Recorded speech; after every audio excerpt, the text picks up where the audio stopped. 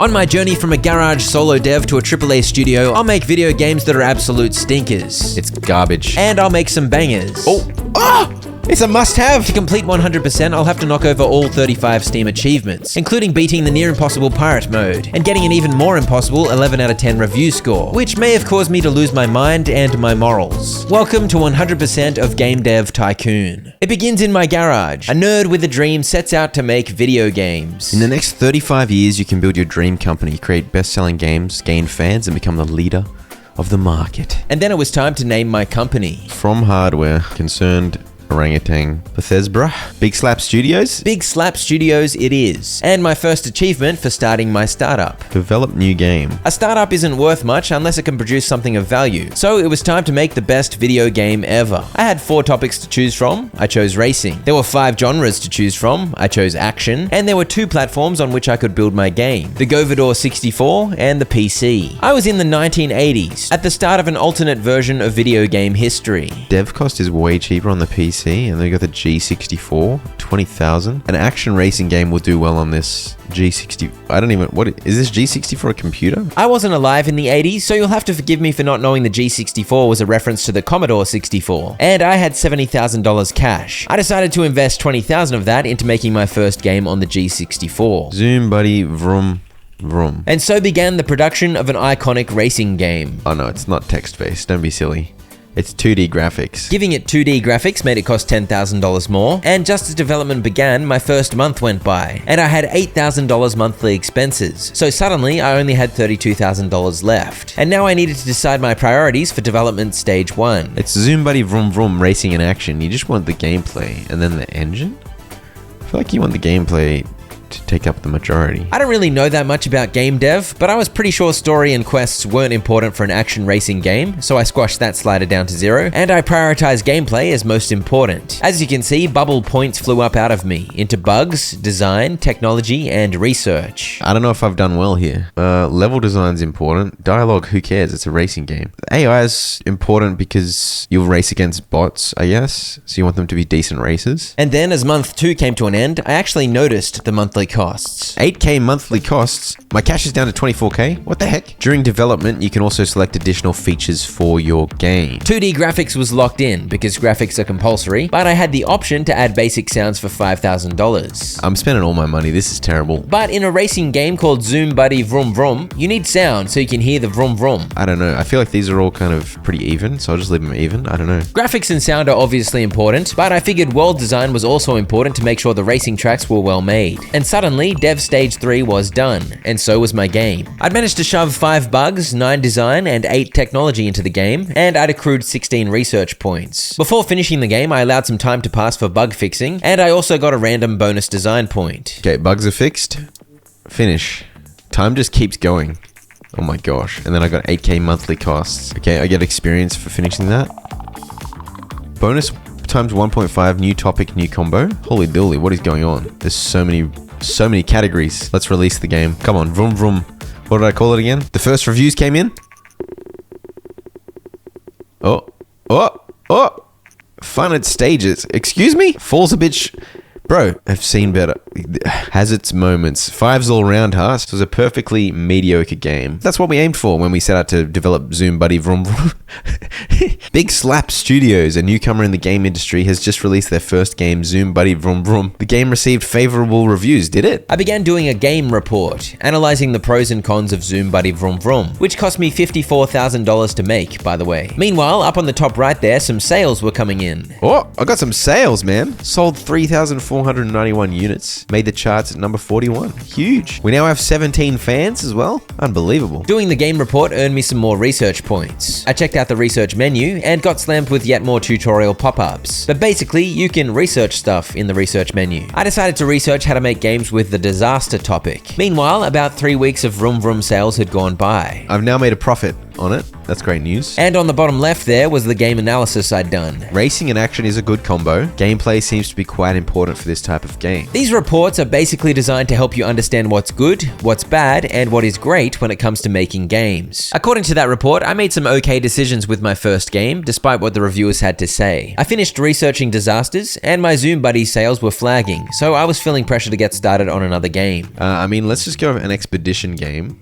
And I think it should be an adventure. I don't really understand what picking the platform does. I'm kind of confused. I chose the G64 again, despite its way higher cost. But honestly, as far as I was concerned, naming the game was the most important part. Oh, that's good. I got one. We'll call it Frostbite Mountain. Frostbite Mountain is an uninspired name. But what you gonna do? I gave it 2D graphics and got cracking. Over 10k units of Zoom Buddy Vroom Vroom. Yeah, very important milestone. So now it was time to see if I could beat 10,000 sales with Frostbite Mountain. I felt like this expedition adventure should have a strong story. As I worked on Dev Stage 1, I received some news. Apparently, the G64 was outselling PCs. So it seems I chose the right platform. Alright, we don't care about AI for this. We do want strong level design, and then some good dialogue is important as well. Clearly, this adventure was going to be a banger. Zoom Buddy Vroom Vroom. Why is it off the market? It should have kept making me a little bit of passive income for the rest of eternity. 11,000 units and 80 grand in sales. Not bad. Good job. So games do not stay on the market forever. Once the sales get low enough, the publishers just give up, I guess. Let's focus on world design. It's an exploration game. I had no hard data as to what makes a good adventure game, so I was going off pure vibes with the sliders. Alright, finish.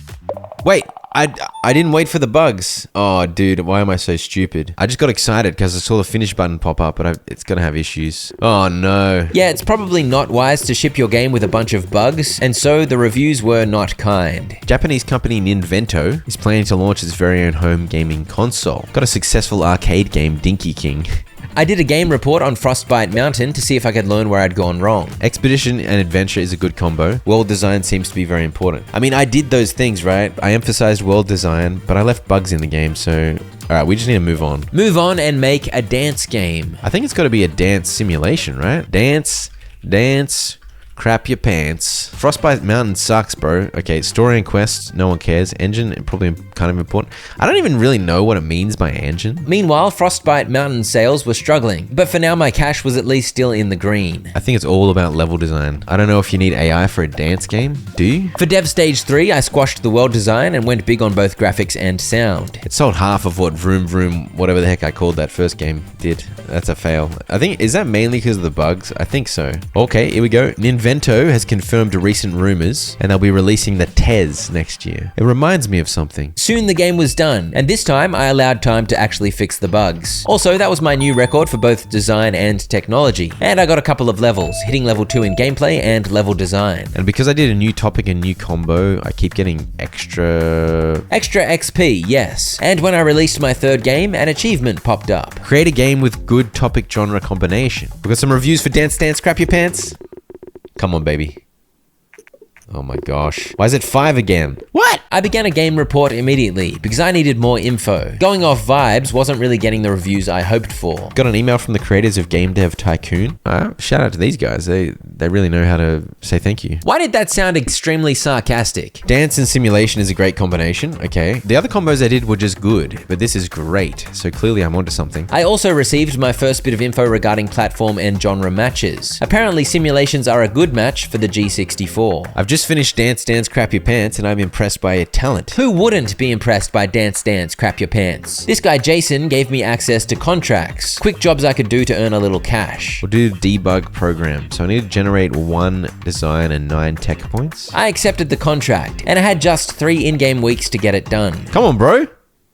He's just scratching his head the whole time. What the heck? I lost 5k because I didn't do it properly. And so I lost money instead of earning $12,000 for that job. That failure kind of put me off contracts. Well, that was a big stupid fail. What am I doing, man? I'm developing a new game. Shut up. Let's do a superhero game. Action. I feel like action superhero. Simulation ++. Well, I already tried to make an action game on the G64. Let's try and make one on the PC. Maybe the PC is well suited for an action game. My daughter was talking about a superhero called Vomit Man the other day. I got a ++. I think that's saying that gameplay was important when I did the driving action game. Yes, indeed. This confirmed that gameplay is quite important for action games. And so I went all in on gameplay. For Dev Stage 2, I had no data to work off. I feel like it's all level level design as well, though. Oh, no, you gotta fight some enemies. I may have begun overthinking a little, because surely there'd be a little dialogue in Vomit Man too. We got a new platform, the Tez. By the way, Dance Dance Crap Your Pants had been on sale in the background, but no longer. Sold 12,000 units and generated 88 grand. It did better than the Vroom Vroom game. I don't know if I'm supposed to be min-maxing and just going hard on one thing per phase. Maybe, but surely it's a bad idea to not invest in graphics and sound. The design and technology points I was getting varied each game, so I surmised prioritizing different game dev elements resulted in different points popping out. Apparently for this game I'd gone design heavy. Got a bunch of level ups. Not bad. My little guy Floydson even leveled up. What? No, dude. Oh, I can't make a decent game to save my... Oh, okay. We got a quirky but good from all games. A 6. The game went on sale, and I did a game report to gather some valuable information. I was beginning to get a feel for the flow of game dev, but on the other hand, I hadn't made any profit yet. After 4 game releases, I had less cash than I started with. Let's try a disaster simulation. I continued using the G64 as a platform, since it had a higher market share. Bushfire Bonanza, man. The best disaster game you could possibly play. For some reason, I thought a disaster sim would have an emphasis on story. Level design seemed important, so I invested into that in Dev Stage 2, and I figured world design was important too, because you want your world to have a convincing disaster, you know what I mean? And I guess I just chose to ignore the ++ below sound there. Meanwhile, Vomit Man came off the market, and it made less than Dance Dance Crap Your Pants, but I had saved $15,000 making it on PC, so my profit margin was better. Since I went nuts on level and world design, I hit a new design record, and I reached level 2 in every category. But what were the reviewers saying? Oh dear. It's garbage. Okay. They shouldn't forget about artificial intelligence. Disasters and simulation is a great combination. Sound is important, but I didn't do anything. A disaster simulation combo is great. It just told me it was a great combo, so I think I should try again. Even though Bushfire Bonanza was my worst game ever, we're gonna do a sequel for it in Earthquake Extravaganza. I don't know what they said was important in this. It doesn't give me any information. I'm just gonna do equal. We shouldn't forget about artificial intelligence, so let's go hard on the artificial intelligence. Sound is really important. Should I just go all in on sound? This resulted in a more technology-heavy game, and just then, Bushfire Bonanza came off the market, having sold about half as many copies as Vomit Man. Oh, dude, it's not even any better. Tried to listen to the feedback. Okay, it's like slightly better. The latest game by Big Slap Studios has reviewers scratching their heads. Rather than bringing a new and innovative game to the market, the company delivered another disaster simulation game, which is more or less the same setting. No, it wasn't. Last one was bushfires. This one was earthquakes. And clearly, it was a great sequel. For goodness sake, dude. People don't like it if I make the same game one after the other. Understood. That was good to know. And the game report taught me that engine is important for simulation games. You learn a lot as a solo game dev. Speaking of solo game devs, today's sponsor was made by a solo dev. Big thanks to Idle Slayer for sponsoring this video. Idle Slayer features addictive incremental gameplay as you slay monsters in the fight to keep your people safe from the darkness. With both idle and active playstyle mechanics, you'll level up through an enormous skill tree and ascension system. You can hunt for over 600 achievements, over 700 upgrades, and there are hundreds of quests to knock over too. As you carve your way through all 6 chaotic zones, each featuring different enemies, there are boss fights, cutscenes, random minigames, and some secret mechanics hidden in there too. And the medieval pixel art and retro soundtrack bring a lot of charm to the experience. Your decisions will massively impact your speed of progress, so between all the armor, skill, and upgrade options available, you'll need to choose wisely. The game is available in 27 languages and has been downloaded over 10 million times. And it's got cross-platform saves between PC and mobile, so you can keep playing wherever you go. Idle Slayer is free to play on Play Store, App Store, and Steam, so click the link below to play now. Okay friends, back to making masterpieces. I've been making games back to back to back, just trying to stay afloat financially, and so 116 research points had piled up. I decided to use some, researching custom game engine. I lost a fan. I'm up to 126 fans, by the way, but I think I just lost a fan. Vina is going to release a console. I finished the research, and I was now able to make my own custom game engine, packed with features of my choice, but it was going to cost me per feature I added. I definitely could not afford that right now, so I researched the dystopian topic instead.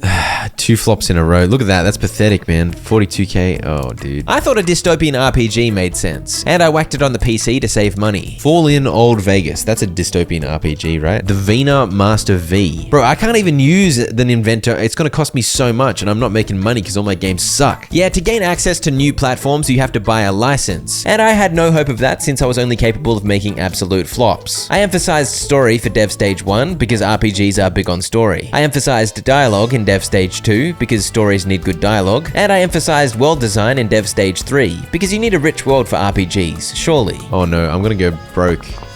Yeah, I'm broke. Minus 1.1. Fix the bugs. Release the game. My level design hit level 3, and sometimes you unlock new researches when you level up. In this case, Level Editor became available. And even though I was on negative $1,100, I was hanging in there somehow. Come on, man. Oh, we got a 6. I feel like that's my best reviewed game, isn't it? Okay, I can overdraw, but if I go below minus 50k, I will go bankrupt. So thankfully, I had a little bit of time before game over would come for me. I then took a trip down memory lane, checking out the history of my glorious games, most of which absolutely sucked. My first game was my second best game, but Fall in Old Vegas is now my best at 5.25. There's hope, right? I learned what I could from the game report, and Fall in Old Vegas sold pretty well in the first 3 weeks, bringing my cash on hand back up above 40,000. Vomit Man 2 Bile Goes Wild. It's another superhero game, but it's an RPG, so it's a different combo, alright? The Vina has been released, okay? Another platform that I can't use because I'm poor because all my games suck. I listened to my recent learnings as I emphasized RPG gameplay more in Dev Stage 1, and I left story as it was because I backed myself that I was correct about that. I still had no idea what I was doing in Dev Stage 2, but I dialed back the dialogue for some reason, and I was likewise a bit clueless in Stage 3, so I hedged my bets because that seemed safer. And then it was time for glory. Alright, Vomit Man 2, come on. Oh, the people like it. The people like it. I did it. I did something. Oh my gosh, it's unbelievable. RPGs work well on PC. The focus on gameplay is good. Bro, I did something right. I can't believe it. But I'm making money, bro. I just made 54k I made 71,000 in sales in 1 month. In 1 week, I mean. Finally, I had more money than I started with. Over $200,000. Dialogue seems to be very important. Bro, I didn't even put many points into dialogue. So I probably didn't get the dialogue right, but clearly I'd done well with the other sliders because I actually had some money to spend on research. I spent 30,000 and 15 research points on target audience. New research available casual games. Casual gamers. I couldn't tell you the reason for that display of disdain for casual gamers. Also, apparently the PC was stealing market share from the G64. Also, I'd soon finished researching target audience. I then figured I'd continue splurging as I began designing a new game engine, into which I added the 2D graphics V2, linear story, and save game features for the cost of 90k. Incredible features. What's the engine called? Surreal Engine 1? Making my first game engine was going to take a while, but it was all good because the classic game Vomit Man 2 Bile Goes Wild was still making me money. Dude, Vomit Man 2 popped off. Vomit Man 2 Bile Goes Wild sold 38,000 units and generated almost 270 grand. Holy dooly. That just saved the company. My new game engine was soon done, and since I'd researched target audience, I could now choose who to market my game towards. Dude, I don't know. Oh, dude, what am I doing? As you can tell, this edition just added more stress, because it was yet another thing I had no clue about. I used the new Surreal Engine 1 for this game. I spent $80,000 buying a developer license so that I could make the game for the TES, and I figured a racing simulation game would work well. Gear Stick Slapper Simulator. I decided not to target the young or the mature, but rather everyone, and this game was on a brand new platform with a brand new engine, so I was hoping for big things. I gave it 2D graphics version 2 for $30,000. I'm spending so much money on this. Vomit Bile 2 had popped off and made me look rich for a second there, but I was now down to 22.9k again. Whoops. For Dev Stage 1, I had some data. The engine was important. I figured gameplay deserved some love too. I think level design and artificial intelligence are probably going to be important. Dialogue doesn't matter. It's a racing sim game. And so went Dev Stage 2. And as I worked on that, the Ninvento Gameling was released. I had a ++ below sound there, so I knew it was important based on past game reports. But I figured graphics would be important too. And for world design, my logic was that would contribute to interesting racetracks, so I left some juice on that slider too. Higher numbers. Look at that technology number. Finish. Big Floydson hit level 3, and as my cash went into the red again, it was time for reviews. And they needed to be good. I spent so much money. It's a must-have. The focus on AI served the game well. Okay, give me a 10. Oi, what's this 9? Oh, dude. And another 10. Everyone loves it. Bro, Game Hero gave me a 9. What a dirty dog. I want to... Oh, okay, this is glorious, though. Surely it makes so much money. Unbelievable. Look at the sales on Gear Stick Slapper Simulator. 97,000 sales already. Holy. There were so many people slapping gear sticks worldwide, and things were finally going well for my garage startup, Big Slap Studios. Over 100,000 units sold. Who can believe it? I've got $1 million cash. This is outrageous. With that much capital, what's 150k for a new office? I mean, we got to move to the office. Do it. Oh my gosh, it's huge. Big Slap Studios there on the wall in the most basic font. I love it. New office, new me. The game report for Gear Stick Slapper Sim came in. Some more juicy data points points in my quest for video game glory, and with the new office came some new options, including staff training. Let's train staff management so I can hire. Gear Stick Slapper Simulator is a surprise hit with players. True, it soon surpassed 300,000 sales and pushed my cash on hand above 2 million. I soon finished my management course, so I was now able to hire staff, which I figured I might as well do immediately. There was a budget slider determining how much money to spend looking for applicants. I don't know. I don't even know why I need, like, what staff do I want? I paused my hiring process for a second and researched open world, and then chose to spend 50k budget looking for applicants using the complex algorithm filter. As I said, I didn't really know what I was looking for in a staff member, but there was only one way to find out. And so after a bit of a search, I had a couple of applicants. They had design, technology, speed, and research skill levels. His salary's less, but he's got better stats, it looks like. All right, well,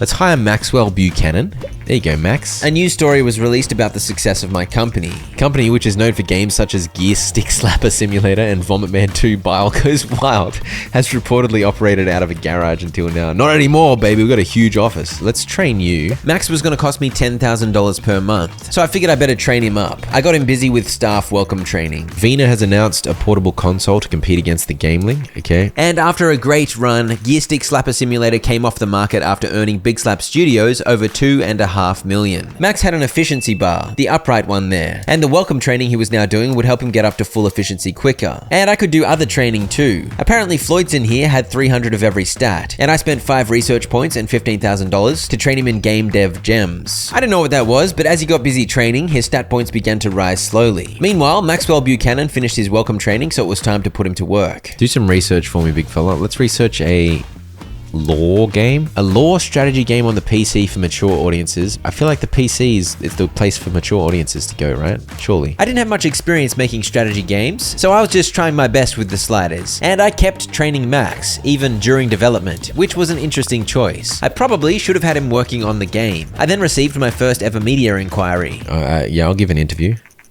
Great, thank you for your time. What did I say in the interview? Did I say anything stupid? Hope not. I hoped some media coverage would help get our studio name out there. We think that players are looking for more mature content in games, and we are willing to take a risk to give it to them. What a great interview. Inspiring words. Every mature person I know loves lore strategy games, no doubt. I was introduced to the hype mechanic and given a bonus 15 hype for this current game, as you can see in red up the top there. Hype is exactly what you'd think. Basically, the buzz around the marketing of games in development, which helps with sales. In 2 months, the G64 will be taken off the market. Okay, that's a bit sad. Max then told me about his knack. I have a knack for security. I guess it can't hurt to be more secure, and it was only 50k, so I told Max to go nuts. Is this game going to be absolute garbage? Oh, I named it Game Number 10. I forgot to give it a name. Oh no.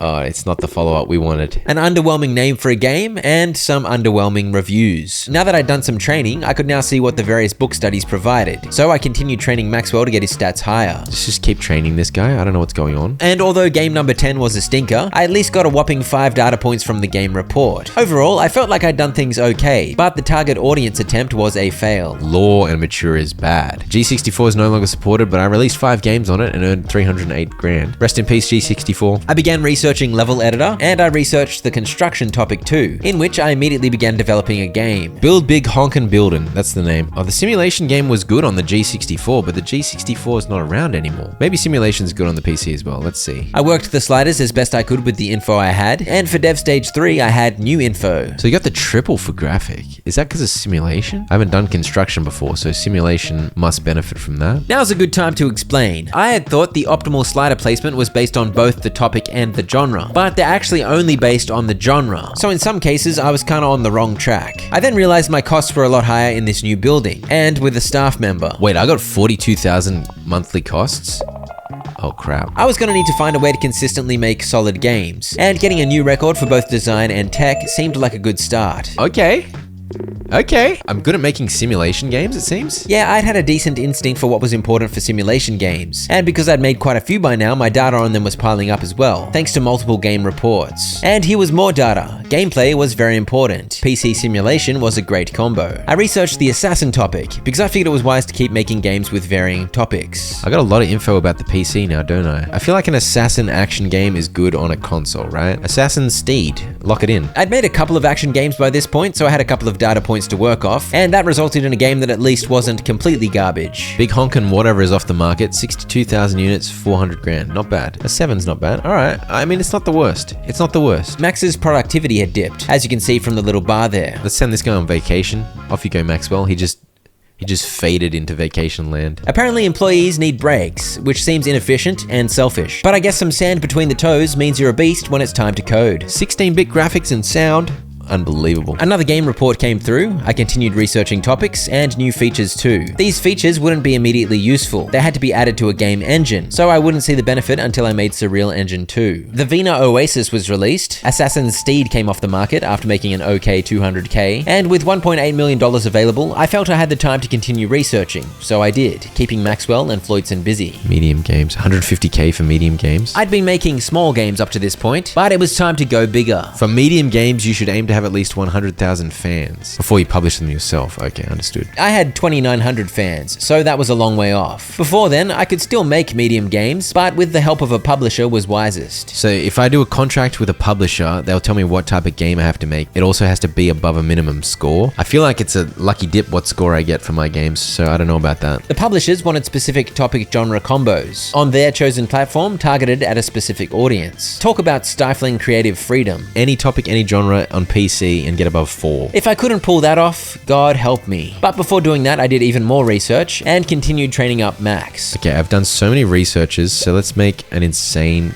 engine. This was going to be an expensive one because each additional feature cost at least 10,000. It's got mono sound, it's got open world, it's got level editor, it's got better dialogues, it's got better UX, it's got game tutorials, save game, cutscenes, linear story, 2D graphics. I'm sold. And so I began making Surreal Engine 2. It took a couple of in-game months, and it also earned me 17 research points. Hey, invest over 100k in a new game engine. What an achievement. I took the theoretically easy to pull off publishing contract. A casual vocabulary game. Let's do it. I then used my brain a little. As I admitted, I had no data on casual vocabulary games. Surely, if I needed to deliver a decent game for my publishers, I should stick with what I know and make a simulation game. But I was paranoid that reusing a topic would cause my game to suffer. So I researched the transport topic because I figured a transport sim would go well. But then the hospital topic popped up, and I figured that would be even better, so I researched that as well. And then it was finally time to actually take the flamin' contract. We'll do it on the Surreal Engine 2, obviously. Hospital sim off your meds. All right, let's lock it in. Wait, what?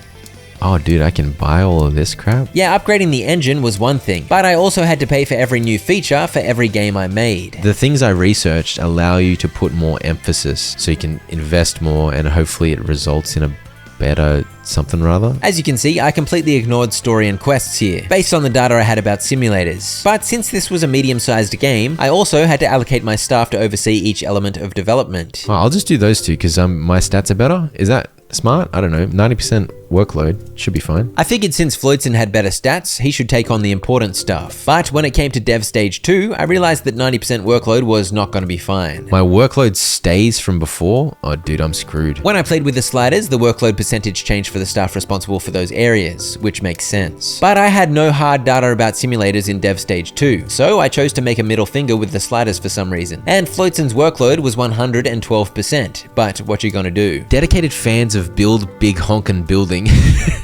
have created a fan game using a lot of the material. They don't make money with it and just seem to do it for fellow fans. Legal advisors strongly suggest we shouldn't allow this. Let them be, bro.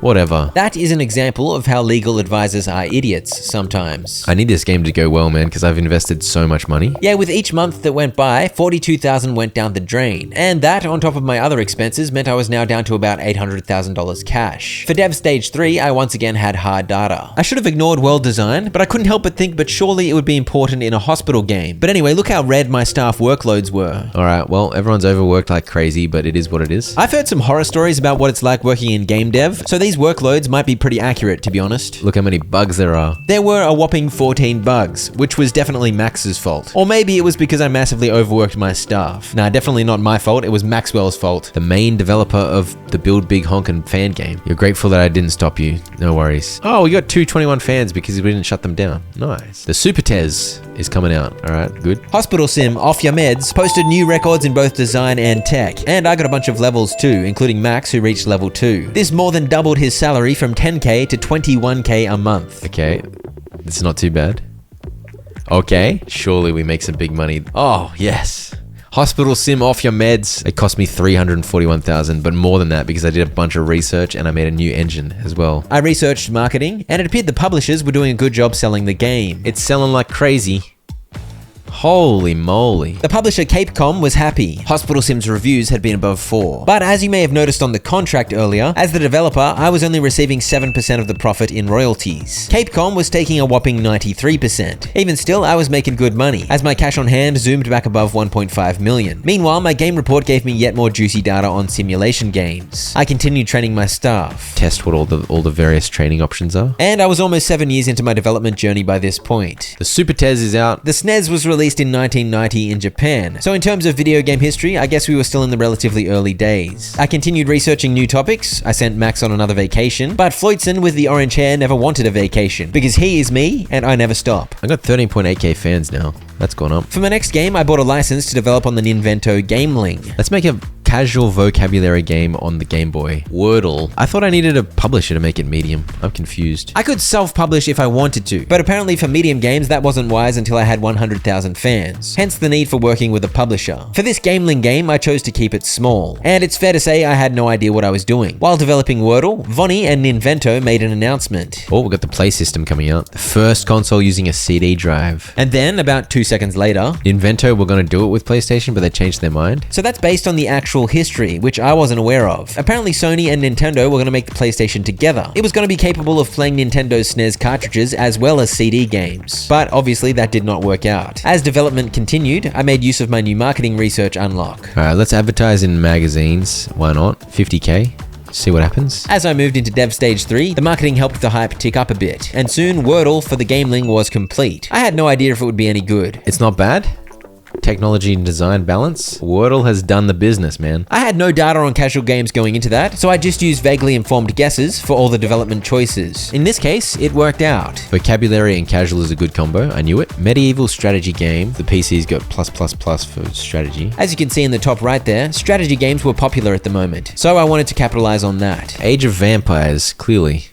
Doesn't make any sense. Alright, let's go. I once again went off my intuition developing this game. The Tez is no longer supported, but it earned me 2.8 million, so thank you. Thank you, Tez. Though I did have a little bit of data. Apparently I'd learned earlier that AI is pretty important for strategy games. I wasn't really sure what the marketing was achieving exactly, but I did another magazine ad, and I'd sold 2 million copies of Hospital Sim. But because it wasn't self-published, I only earned $1.5 million. Self-publishing Wordle resulted in just 100,000 sales, but I earned over 700,000. I guess it pays to own the publishing. Meanwhile, Age of Vampires was released with record stats, and once again my intuition with the sliders paid off, aided of course by the fact that strategy games were trending, which does help with review scores. Oh, it's looking good. It's looking good. Give me a 10.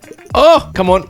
Strategy games. No, dude. What's wrong with you, man? Good combination, works well on PC. All right, this is a success. This is a raging success, right? As the game went on sale, I received a troubling report from Max. People are using illegal copies of Age of Vampires. Let's warn them. We'll warn them. Let's not bother with suing. Overall, I was just amazed I managed to make another good game. Research options continued to appear as I leveled up, but I was now starved for research points. Piracy was an increasingly big problem for video game devs, but my choice was whether I wanted to spend money trying to fight that, or just keep making better games. I favored the latter option. Can I get a minimum score of 6 on an assassin adventure game? Surely. Come on. Let's do it. And so I paired up with the publisher Ubisoft. I bought the license for the Vina Oasis, and I winged making an assassin adventure game. While bumbling through development, I had a look at my game history. I'd had a good streak since the failure of Assassin's Steed, but now I was making another assassin game. What could go wrong? The only data I had was that the world design was very important. Beyond that, I was vibing, and once again my staff were overworked, trying to make this medium-sized game. Like, I'm not getting many points. Maybe I shouldn't be doing medium games yet. Yeah, my last game had almost double the design and tech points. Maybe a two-man team wasn't big enough to make a medium game, but I made one earlier and that did well enough, so I was a bit confused. I spent 522k on that. Oh, I'm screwed. Oh no, I didn't put enough into... Wait, why is it so bad? Oh my gosh, bro. That's ones all round, baby. Because I hadn't hit an average review score above 6, Ubisoft charged me a 220k penalty. Oh dear. I've been invited to a games convention, Games, also known as G3. Assassin and adventure is a bad combination. Well, that's what the publisher wanted from me. Yeah, I'd been set up to fail from the idiots at Ubisoft, but I had thought that would be a decent combo. I thought it would be a good combination. Why? How is that not a good combination? Ubisoft, or Ubisoft, literally makes Assassin's Creed in the real world, which I'm pretty pretty sure can be fairly described as an action-adventure, but that irony was no comfort, as Stabby Stab Odyssey achieved absolutely abysmal sales. I could have hired more staff, but I think I was worried about increasing my monthly costs too much. So for now, I stuck to a small transport sim on the PC. Car goes honk, train goes toot, which I randomly decided to target at mature audiences. I had almost all the info you can possibly get on making simulators, so this was a pretty safe thing, I hoped. While in development, the G3 game convention was scheduled, and I had a choice of booths. I can't spend 500k for a booth. And so I spent 80k on a small one. Stabby Stab Odyssey came off the market and it lost me about 500,000 total, and about a month later, the convention happened. And though my booth was small, a whopping 51,000 people visited, which boosted the hype of car goes honk, train goes toot. And there was yet more excitement, as Vonnie announced the upcoming play system. They were going to make it without Ninvento's help. Max leveled up and his salary went up again. Oh dude, Maxwell's expensive, man. And I thought I was the king of Sims. I thought surely this game was going to be a good one. But not really. Alright, at this point, I'm just confused, bro. Apparently, mature people do not like transport games. Imagine being mature. So after that hot streak, I was now in a slump. But my cash was still well and truly in the green, so I just needed to keep having a crack. Gran Turismo. And we're gonna make it for the play system. I'm gonna spend 200k to get a license. I'd done some research. Gran Turismo was the highest selling game on the PlayStation 1. So what could go wrong with some Gran Turismo? It was a racing sim, and I was still confident with simulators, so glory was surely coming. I received a media inquiry, which I responded to. They wanted to know my expectations for Gran Turismo, so I chose to hype the game up. Because of course, you've got to believe in your creative projects. If you don't, no one else will. This added quite a lot of hype, so this became my most hyped game to date. I spent 150k on a magazine ad and a game demo, so that was even more marketing and the hype went up above 100. Gran Turismo posted a technology record, but when it came to the reviews, not so good. The platform and genre match was great. Story quests are not important. I didn't put anything into story and quests. How has this failed so badly? Oh, because I was too, like, why wouldn't I hype my own game? It's had a negative effect on sales because I hyped my game. For goodness sake, I should have been humble. I didn't understand it at the time, but here's some insight into how the review system works. To keep it very simple, basically to get good reviews, your newest game needs to be better than your previous best. My game scores had kind of plateaued, and I guess I wasn't keeping up with what the market expected. There was a simulation game contract up, so I took that on. Let's do a mad science simulation. Surely that'll be good. The last time I tried to make a medium game, it was a bit of a disaster, but I figured that was mainly because it had a terrible topic genre combo. However, when I saw the game score, I was a little worried. Why so many bugs? I shouldn't be doing medium games. I'm getting ahead of myself. A year had passed, so another game convention was coming up. I claimed a small booth for 80k, and I got a weird proposition that I had to decrypt. It was offering the opportunity to buy stolen information. No, I don't want to get scammed. Go away. Mad Scientist Simulator posted no records, and I'd spent $467,000 on it. My cash was down to $124,000. Was I about to go bankrupt? Because if the reviews weren't above what the publisher required, I'd be done. I just keep spending so much money. I think I'm an idiot. But they weren't the worst reviews you've ever seen. It was enough to keep me afloat, as the publisher Deep Platinum was satisfied. The game convention happened 3 weeks after the release of Mad Scientist Sim, which helped a little with sales, and recently I'd been taking time doing research and training between games. But now I was beginning to fear I was just gonna straight up lose. So this time I urgently got busy on a new title, a military strategy game. Military strategy, let's try for a mature audience. I'm really pushing it. I don't know if this is a bad idea. Command and Concrete. I'd had trouble last time I tried to target a specific audience, but maybe it'd work out this time. Surely military strategy was one for the old farts. Meanwhile, Mad Scientist Simulator had pushed my cash on hand above 1 million again, so I was out of the woods for the time being. And even though I didn't have much hard data on strategy games, I got away with following my gut again. All right. We're in business again. Holy dooly, almost a perfect. Oh, okay, this could be crazy. It seems mature people do indeed love to command and to Concrete.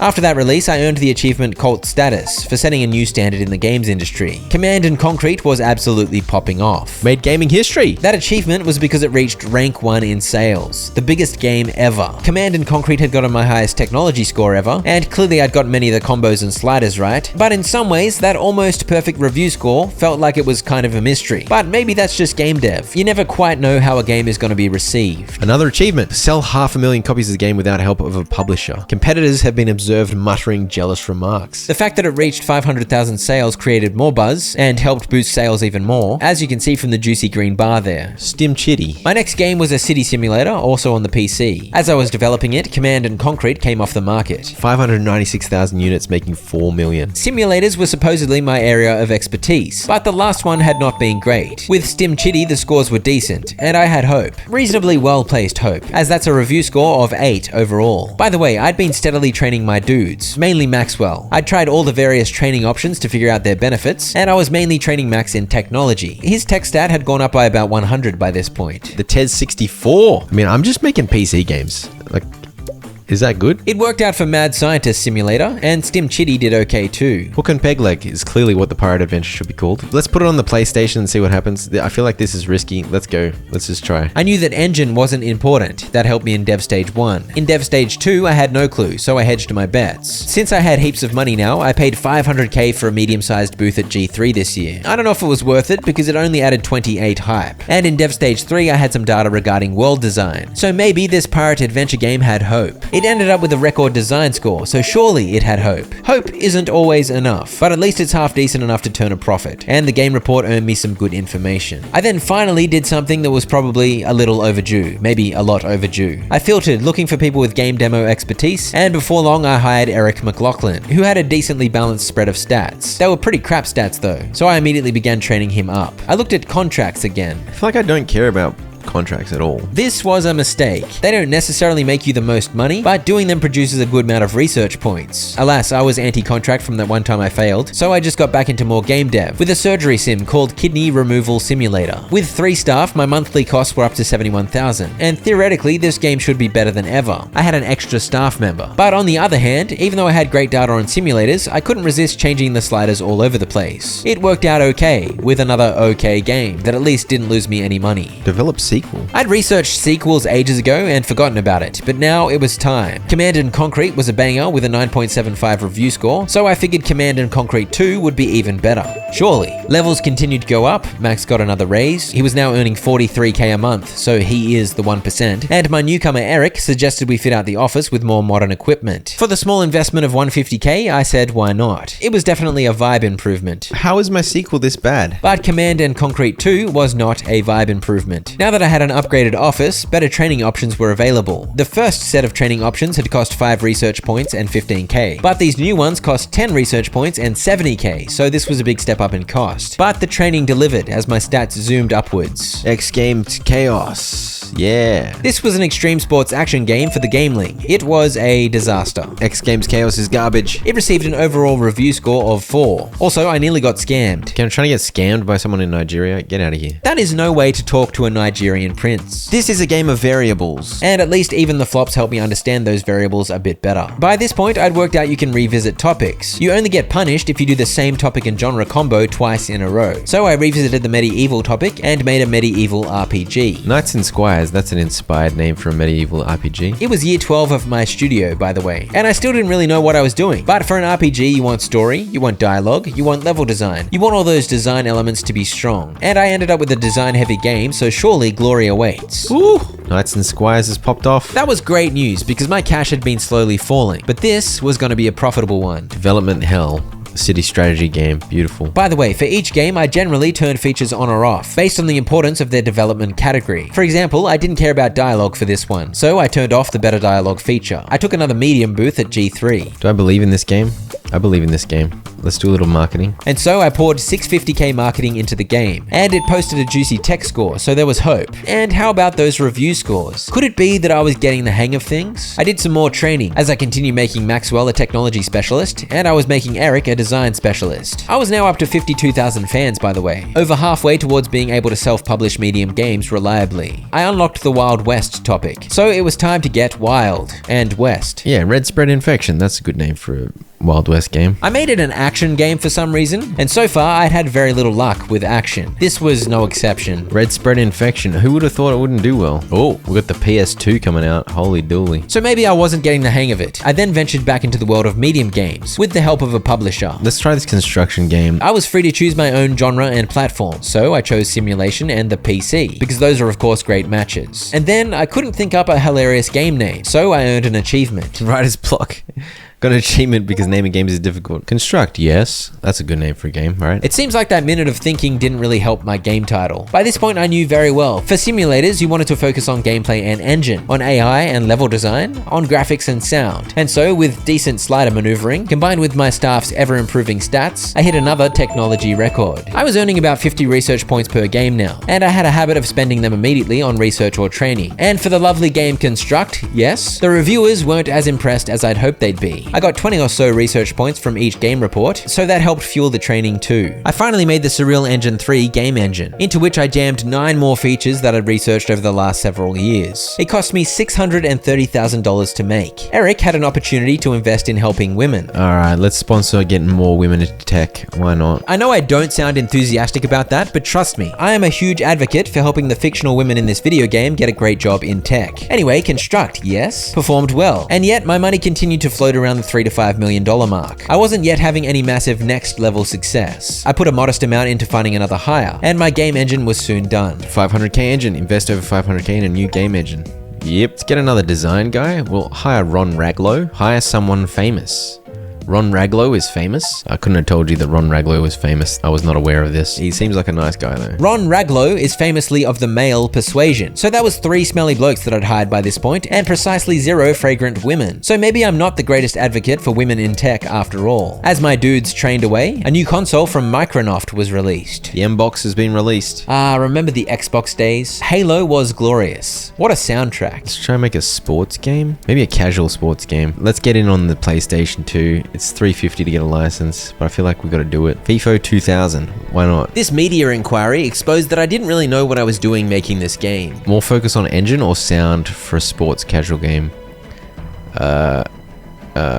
Sound. I don't know, dude. But on the other hand, with my 3 staff members, the bubbles were flying everywhere. The stats on this game are nuts, dude. Look at that. 69 for technology and 66 for design. Seems crazy. Crazy stats, not the craziest reviews. I decided I wanted specialist. I had no idea if that was smart, but Ron Raglow and Eric McLaughlin were being trained in design. Max was a tech guy, and Floydson was still an all-rounder. So for now, I had an emphasis on design. I took a contract to make a medium-sized government game of any genre on the Game Link. I chose to make it a government strategy game. Legislation, constipation. That's what we'll call it. FIFA 2000 made decent money, and this was my first medium game since expanding my staff. So I was actually able to allocate workload so that no one got overloaded. Also, I was of course using the new Game Engine 3, so I had a bunch more features available on the right there. On this particular game, I didn't add all of them, just the ones that seemed relevant. For example, it just didn't seem like a government strategy game needed an open world or a day and night cycle. So I left those unchecked and saved the money. Something I haven't mentioned is that medium games take a little longer to make. Small games take about 2.5 months, medium games take about 4 months, and that extra time cooking translates to a higher score. Oh, wait, what? Good management. No one got overworked? That added another XP multiplier as my levels continued to go up, which also resulted in more raises, so my monthly costs were well above $100,000 now. Spent $684k on this game? Okay, at least it's an 8 out of 10. What is this 5? What? I don't know if I got a high enough rating for it. I needed to score higher than 6 to avoid a 165k penalty, which I fortunately just managed to achieve. Ninvento announced their newest console. The game's feel actually looks sick. Yeah, gaming and strategy is a terrible combo. I thought it might be. But government and strategy had been a great combo, so I guess that balanced out. I partnered with publisher Electronic Mass Productions to make another medium game. This one, a construction sim on the PC called Big Honkin' Tractors. This was right in my wheelhouse. I think because I had decent slider placements, I got higher points than the previous game, and it felt like having more staff was working wonders as well. I probably should have hired more sooner, and I'll take a random 10 to round out the reviews. Big Honkin' Tractors has done pretty well. And so it was that I managed to keep making decent games, and occasionally a great game, and my cash on hand stayed pretty healthy. But everything was about to change. Big Honkin' Tractors had exploded my fan base. We can self-publish medium games now with 100,000 fans, okay. I put out an ad for a new hire, and I began making a detective RPG called Detective Detective Dingle Dongle, and I made it a medium game, my first self-published medium game. I hired Joyce Riley, earning the diversity achievement, proving that I am in fact a champion of women in tech, and I put her straight to work on Detective Dingle Dongle. I could afford it, so I was paying for medium booths each year at G3, which helped with hype, of course, and overall I sorta knew how to make an RPG, so I had hope for this game. Big Honkin' Tractor came off the market, it did very well, and since RPGs are design-heavy games, and also because I had a design-heavy staff, Detective Dingle Dongle set quite a large design record. Detective Dingle Dongle, okay, we're onto something here. And this is self-published, right? So the margins should be crazy on it. In some ways, it was business as usual, as I researched basic physics and set people to training up. But on the other hand, it was not business as usual. Something had changed. Detective Dingle Dongle is making money. Holy dooly. Yeah, self-publishing a medium game is crazy. Suddenly, my $160K in monthly cost didn't seem so scary, because I just made over $4 million in just a few weeks. Meanwhile, there was a bit of a handheld console war going on, as Ninvento announced the GS, and Vonnie announced the Portable Play System, also known as PPS. New topics were trending, and I hadn't made a technology game yet, so I started work on a technology simulation called Tech Lords. I was giving games 3D graphics now, by the way, so many dimensions. Detective Dingle Dongle, which was recently released, has racked up over 500K in sales. Those sales raised my cash above 10 million. I kept getting these media inquiries, and I wasn't sure if they did anything. I masterfully led my team to glory through the development of Tech Lords, and Dingle Dongle finally came off the market. I sold way more units when I had publishers working with me, but I just didn't make anywhere near the profit. This game broke records, but the reviews weren't that great. I spent $868,000 on it. Holy moly. That sounds like a lot, but even though this wasn't the most well-reviewed game, it still made a profit within just 2 weeks of sales. Making medium games was a huge jump up. I think I felt obliged to make a game in every topic, so I kept at it, as my next game was a horror action romp on the PS2. Slender Mang, I don't think I made it a medium game. Damn it. Yeah, I accidentally made Slender Mang small, when everyone knows that he is long, so we pumped this small game out quickly, and it did okay with an 8 and a 7 out of nowhere. The PPS finally released, but I'd been ignoring most of the consoles. Slender Mang was kind of a big nothing, as I now realized small games were definitely small time. They didn't make a dent now that I understood the profitability of mediums. Alright, medium game please. A vampire RPG called Big Old Canines. Let's do a large campaign for 2 million. Why not? I was so rich now that I was dropping 2 million on marketing, and look at that hype. But honestly, how does the hype even work? How do I know if the marketing does anything? Who knows? Some dedicated fans want source code to our game engine, Surreal Engine 2. Give it away, mate. Give it away for the favor of the people. It was another decent game. Large games are available now. Check out my staff stats. Max had almost 600 technology by now. What a unit. I was slowly researching everything imaginable too. These medium games I'm making are kind of just working for me no matter what at the moment. Yeah, Big Old Canines was only a 7.5, yet my cash was going up. No worries. I next made a cyberpunk RPG called Cyberpunk 4077. I whacked it on PC, and as we all know, RPGs are design heavy, so let the famous Ron Raglow cook. 500,000 sales on Big Old Canines, so it's working for me. I think part of the reason sales kept popping off was because my fan base was growing like crazy. I was now up to 159,000 fans, as each medium game seemed to be earning me heaps. But I think another reason was the hype I'd generated. I spent 2.9 on it, mainly because I spent 2 million in marketing, but I still made 4.2 million profit. Would I have made that much profit even without the marketing? I don't know. It earned me 15,000 fans. I definitely would not have made that much without the marketing. The much better reviewed game Detective Dingle Dongle made $1 million less. So clearly the hype means something. Huge numbers. All these levels are just going up, up, up, up, up. Salaries were also going up, up, up, up, up, up, up. But who cares? Look how rich I am. Oh, it's looking good. Come on, give me a 10. Oh, I want a perfect slate of 10s. No. Not today. That's pretty good though. That is pretty good. I began researching large games, and I'd taken to buying large booths for G3, and this one was well timed right at the launch of Cyberpunk 4077. So it went bonkers, earning 4.2 million in sales during its first week. I'm gonna move out of this building and into a building worthy. It costs 8 million. All right, whatever. Let's go. 8 million was almost half of my cash, but I definitely wasn't worried. Should I fill a position? This new location had 2 more desks, so I began the hiring process immediately. And then famous Ron Raglow suggested we make proper use of the big new offices and start our own research and development department. Open a lab and hire a whole team of researchers. We should have at least one design specialist. A design specialist? Requires 700 design. None of my staff were particularly close to having a 700 design stat, so I sort of forgot about the whole R&D thing, but things were going pretty well in any case. Sell 1 million copies of a game without a publisher. Amazing. I hired Jane Lean, another technology specialist with quite juicy stats, because I spent a bit on finding the right hire. Her starting salary was $38K per month though. Suddenly, I had well over $20 million, and let's just say, gone were the garage days when I thought I was about to go bankrupt every 2 seconds. Me and my lovely staff were sitting pretty. Zoomies. Dude, the Cyberpunk game is still going. The Cyberpunk game sold 2 million units. 22 million in sales. Holy dooly. I hired Catherine Jones, a well-balanced employee, and that earned me the Full House achievement. I also got a message from some bigwig who wanted to pay me $200K for some fine red painted exploding barrels in one of your games. Sure. Meanwhile, the action racing game Zoom Zoom Zoomies got my highest tech score ever and posted a solid result. I haven't made an evolution game yet. Let's do Spore. That looks good. News emerged that Microsoft and Vonnie were racing to make their next-gen consoles, and I splurged on large booths like it was nothing, because even Zoom Zoom Zoomies made 6.3 million profit. Also, another new record, and another decent set of reviews for the evolution strategy game Spore. I kept up the training, and thanks to the upgraded office, a new set of training options were available, but they cost 30 research points, which was pretty flamin' expensive, so for now I mostly made use of the cheaper options. I now had access to making large games, by the way. Kingdom Gone Deliveroo? Large. I wonder how big an audience I should have to make a large game.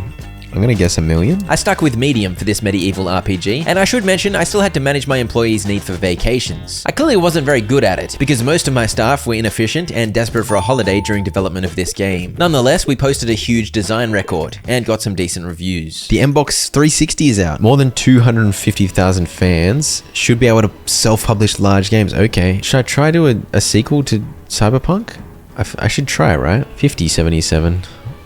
No. 4078. I was able to make large games way sooner than I expected, so I figured I'd try a large sequel. Since it was a larger game, each dev stage was a fair bit longer again, and the game took 6 months total to make. Sadly, the sequel wasn't particularly well received. It was my worst game in a while. Fans asked for access to my old engine, Surreal Engine 3, which wasn't really an old engine because I was still using it, but anyway, I gave them the source code for free, and that earned me a rather large 28,000 fans. My next large game was a colonization strategy called Invade, a new tech record and solid results. It appeared the jump up in profit from a medium to large game wasn't as pronounced as the jump from small to medium, but it was still a decent improvement. At about 1/3 of the way through year 20, it was time to get meta. I made a game dev simulator game in the game dev simulator game. Game Dev Tycoon. The comfort of a simulator game. Oh, the PlayStation 3 is coming out. It's got Blu-ray.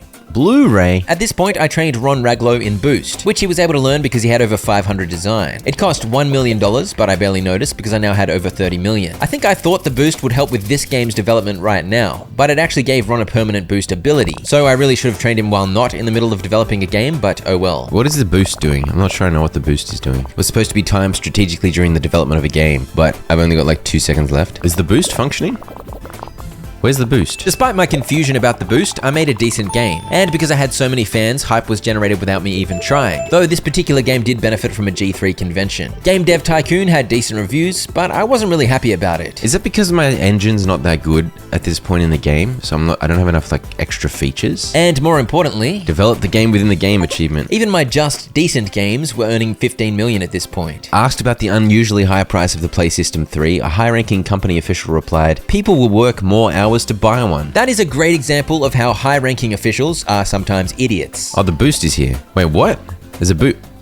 What is this boost? Game Dev Tycoon was doing just fine as it pushed me above $40 million, but I wanted to see reviews of 10. I figured a new custom engine was the play, and I had quite a few new features to add. And so the team got busy creating Surreal Engine 4. An internal coding contest. Yeah, let's do it. I was in the middle of doing something, but now that everyone's having a coding contest and getting a bunch of training. Fair enough, and this is a good opportunity for me to show you everyone's stats. Check out Ron Raglow, what a famous guy. My character's finally gonna hit 500 design. There he goes. The random coding contest eventually ended, and the team finished off the new engine. Invest over 1 million in a new game engine. Holy dooly. I had 5 of my staff's vacation requirements synced up, so that was handy. And each research was costing more and more research points, so I was lucky to get just 1 done between each game. Grapple's gonna be making a new phone. Uh-oh, mobile gaming has begun. The Grapple phone. As you can see, I'd researched multi-genre games, but I was a bit scared to make one because that's just another variable to confuse me. I feel like a casual comedy game will go well on the GS. And so I made the wonderful game LOL, another design record and pretty good reviews. With very little pressure on me now that my cash had ballooned to ridiculous levels, I got into a bit of a rhythm, training and developing. I feel like a mystery adventure makes sense, right? And apparently I wasn't completely scared of multi-genre because I made this a mystery adventure RPG. I called it The Curse of the Scoobs. I mean, Mbox has got the market share. for the moment. The M-Box 360, so let's give it a crack. But when it's multi-genre, what the heck do you do with the sliders? By the way, I accidentally made the LOL medium, not large. Dude, even though it was a medium game, it had really good sales. Yeah, what? This is a medium-sized game. I spent 1.5 mil on it,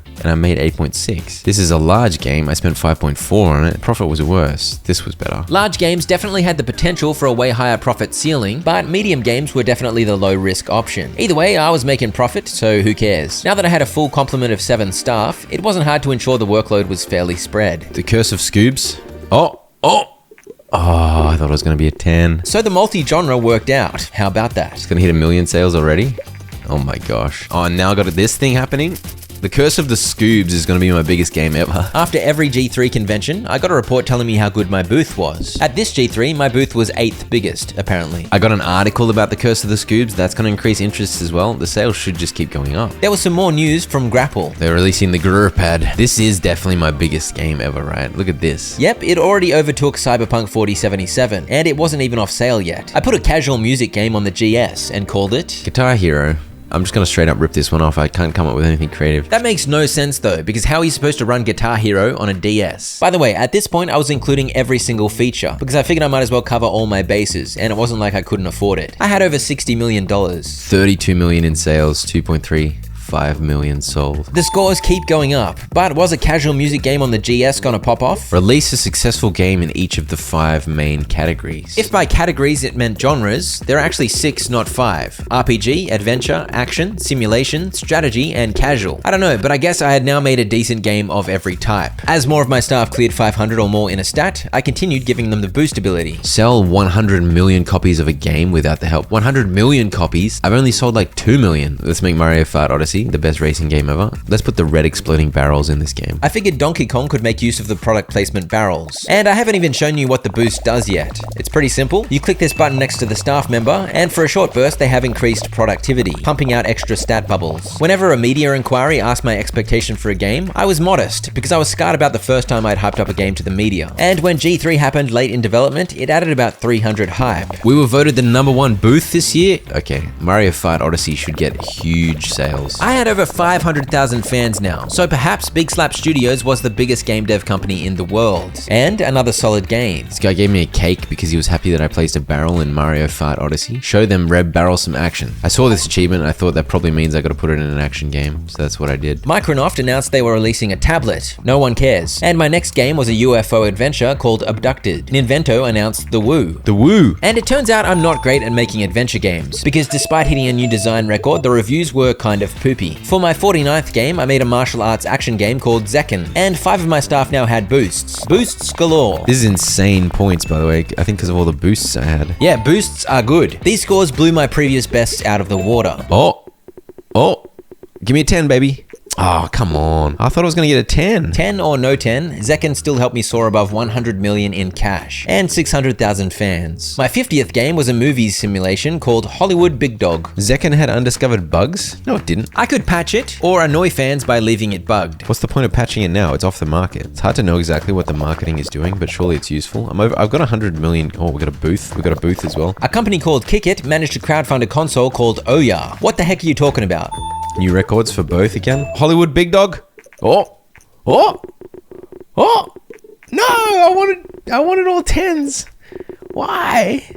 Hollywood Big Dog's probably going to be my biggest game ever. I noticed you can specialize staff even further to help them be even better at managing certain aspects of larger games. Many of my staff now had stats high enough to do this, but it cost 200 research points a pop. That is a lot. And I was having a good run working my way through all the topics, so I kept at it. A hacking simulation, why not? I called it Uber Hacker. I feel like my naming efforts were hit or miss. Mario Kart Odyssey, inspired and heartfelt. Uber Hacker, boring and smelly. 34 million profit for Hollywood Big Dog. Some more new records, but apparently it was not enough. Nothing too crazy in the reviews. At around this time, PC gaming had fallen off. But there's been a resurgence of the PC market. The growing indie developer scene has propped up PC gaming. Shout out the indies. I began making a new game engine, though research was expensive these days, so I only had 6 or 7 new features to add. I think I just keep making engines because you get a lot of research from it and I have so much money. So why not? Romance. I mean, I think it's romance sim again, right? Kissy kissy. I made it a casual romance sim, and I figured casual would go well on the Woo. Everyone wants to play kissy kissy on the Woo.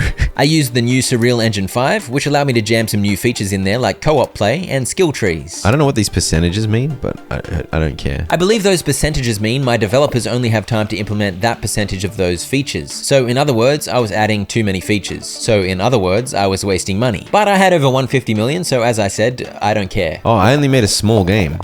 I don't think this is a large game. Yeah, I accidentally made it small. Also, I don't think a romance game really belongs on the Woo. Kissy kissy? Oh no. Oh no. No. Why? The people don't like kissy kissy? It got a 1. Their focus on story quests is a bit odd. Don't you want a story in a romance game? Isn't that the whole point? I thought I'd worked out ages ago that sliders are based on the genre, not the topic, but apparently I forgot. You know what I was thinking? I was thinking romance was the emphasis and dialogue and story would usually be important in romance, but I think it bases it off the genre. Okay, no worries, I remembered. The Mbox 1. Bro, we're getting up to modern times almost. It's life. This is just a life simulation, right? PC has the best market share now. Perfect. Starpoo Valley. The Mbox 1 will no longer require a constant internet connection. Why would you ever? I had a perfectly timed G3, and thanks to my constant staff training, yet more records. And Starpoo Valley did well. Although Stardew Valley is a farming sim, not a life sim. But farming is life. Even though I only had 3 more features to add, I made another game engine because I wanted the research points. I wanted more training for more staff stats. And then I came up with another idea to get more stats. This is probably what I should do, actually. Let's fire you.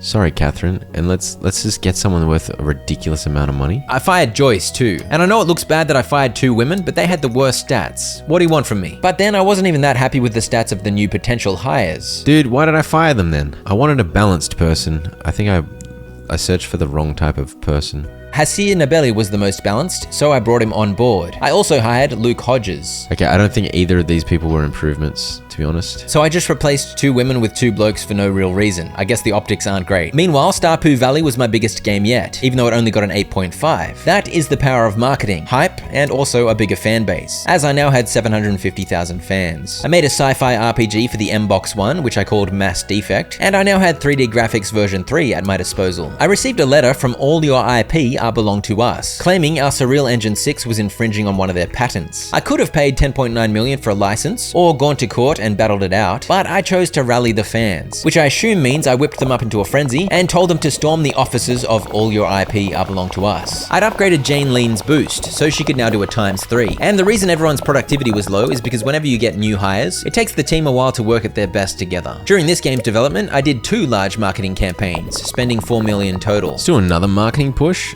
I don't know. I got so much money. Why not? Despite my staff's productivity deficit early in the development of that game, it was another huge design record and a decently reviewed game. I continued dumping most of my research points into training, the Ninvento swap was announced, and Mass Defect broke profit records. The marketing and the hype was definitely working. I next made a space RPG. Star Paddock. Is that how you spell paddock? I don't know. Who cares? Everyone's been tasting their Ninvento swap cartridges. They purposely coated it with denatonium benzoate to discourage children from biting on or swallowing the fairly small cartridge. Really? That's crazy. I must admit, I never licked my Switch cartridges. Clearly, I'm missing out. Somehow, Star Paddock had a pretty bad score, but I guess that's accurate to what happened with Starfield. And maybe it has better reviews than Starfield got. Space and RPG is a terrible combination. Okay, that explains it. VR was announced to the gaming world, and clearly after 30 years in-game, we were pretty much in the modern era. Also, I've been saving up research points. You can become a gameplay expert. So when I made the farming simulator Harvest Spoon, I of course assigned Eric to head up gameplay, making use of this new specialization. I'm not sure of the exact effect of this, but I believe it simply resulted in better bubble output from him during that phase of development. I didn't really know this at the time, but simulators are overall technology-heavy games. So based on the sliders, my staff were actually prioritizing technology a bit. But apparently, I'd somehow way overtrained my staff in design, because even still, design dominated my scores. It worked out pretty well in any case. Meanwhile, I made a new game engine and called it Farm, because I was doing this purely to farm more research points. Harvest Spoon sold 5 million copies and counting. How do I keep a game selling? I gotta try and sell 100 million? 5 million is great, but it's of course only 5% of 100 million, so I was baffled as to how I was ever going to get that achievement. I made Jane Lean an engine specialist. I think I keep making simulations because I know how to make them. You only have 7 staff, and there are 9 specializations total for all of the various development sliders. And of course, certain genres prioritize different categories. So you do have to choose what genres you want to be good at. I was moving towards being all in on simulations by picking up gameplay and engine experts. Harvest Spoons off the market? Oh my gosh, it made 105 million. And then Microsoft announced the M-Box next. Once it and the PlayStation 5 were released, we would officially be caught up to the modern consoles of the real world. By the way, this game was called Forger, a racing sim. Pretty good reviews. I made another game engine just to farm research points again, and this is where I should have revisited contracts, because they are great for research points too, but I'd forgotten about them completely. The PS5 was announced, I began researching advanced physics for 100 RP, and I straight away made another game engine, the Surreal Engine 300. I had $384 million, so I could afford it. And this was officially a turning point. I'd had a decent run making all sorts of topics and genres, but I was now locked in on simulators. A construction sim called Hammer and Spanner. And because I had so much money, I began dumping millions into marketing, spamming campaigns over and over. Keep doing large campaigns. I want the hype through the roof. Each large campaign seemed to add 5 to 10 hype, and the hype seemed to go up a fair bit naturally now. I guess because Big Slap Studios had 1.2 million fans. And so for this game, after spending about 40 million in campaigns, the hype got up to 797. I'm pretty sure hype does not affect the review score, but these reviews were fine, and the hype certainly does affect sales. I made another game engine to farm more research points, and I began making the hospital sim Surgery Splurgery. I've done a little research. Apparently, if you got the triple plus, it should be maxed. But then apparently, if you got the double plus, 80% is good. Yeah, that is what Google told me, so I adopted that approach from now on. And I like to hit all of my boosts at the start of the game's development, so that they be off cooldown in time for the next game. During Surgery Splurgery's development, sim games began trending. Trend towards simulation games. Good. Maybe this will be my time to shine. I spammed marketing, G3 popped off, my slider placement tech seemed to work as new records were posted, and surely, since sims were in fashion, this was gonna be huge. Come on. Oh! Oh! Oh! Please. Don't do- Oh, Game Hero is always rough, bro. Okay, another 9. Well, close. By this point, I'd seen that there's an achievement to get all 10s, so I was kind of desperate for that to happen. This game went bonkers, selling 5 million copies in 2 weeks, and earning me an achievement after about 7 weeks. Oh, well, we got to the 10 million achievement. Already made 170 million profit. So this came off the market at 14 million, so I'm still 86 million short for the achievement. I farmed research and I made Slim City. See if you can guess what topic and genre that game was. It saw good scores but not great reviews for some reason. My 61st game was New Life, a life sim, and it had similar reviews. And suddenly 35 years had passed since I began Big Slap Studios in my garage. It had been quite a journey, but I now had a swanky office with a full complement of staff members. The Worldwide Game Developers Guild has awarded Floydson, CEO of Big Slap Studios, the Lifetime Achievement Award for contributions to the game industry. Floydson has, during a stunning 35-year career at Big Slap Studios, delivered many groundbreaking games. Congratulations, you have finished Game Dev Tycoon. Least profitable was Kissy Kissy. And so I was hit with a bunch of stats. I made 25 sim games. I completed 57 researches. I generated 15,500 design points and 13,800 tech points. I made the most small games because I was stuck in the small game stage for quite a while, I guess. How do I make AAA games? 19 good games. Did I miss something? How do you make AAA games? Surgery Splurgery was of course my bestseller. I had 1.7 million fans and $541 million. And I'd beaten the game, I guess. Somehow all of that resulted in a final score of almost 53 million. Finish Game Dev Tycoon. With that, all the story elements were done. There were no new consoles coming out, and all of the old generations of consoles were off the market. But I wasn't done. Big Slap Studios still had a big slappin' future ahead. I made a game dev sim called Dev Heads using Surreal Engine 4000, to which I'd added a couple more features. Not bad. I made a racing sim called Race Race Race. A little better. I continued training up my staff. My specialists all had over 700 on their main stat. My balanced stat dudes had about 400 or 500 in each. I should also mention I'd been completely ignoring training for speed or research, but I probably should have been dipping into speed training at least. I believe it increases the speed of completing tasks and making bubbles overall, so it kind of works like a multiplier. The research stat causes staff to earn more research bubbles, which would have been handy too. Should I just not do that? I don't know.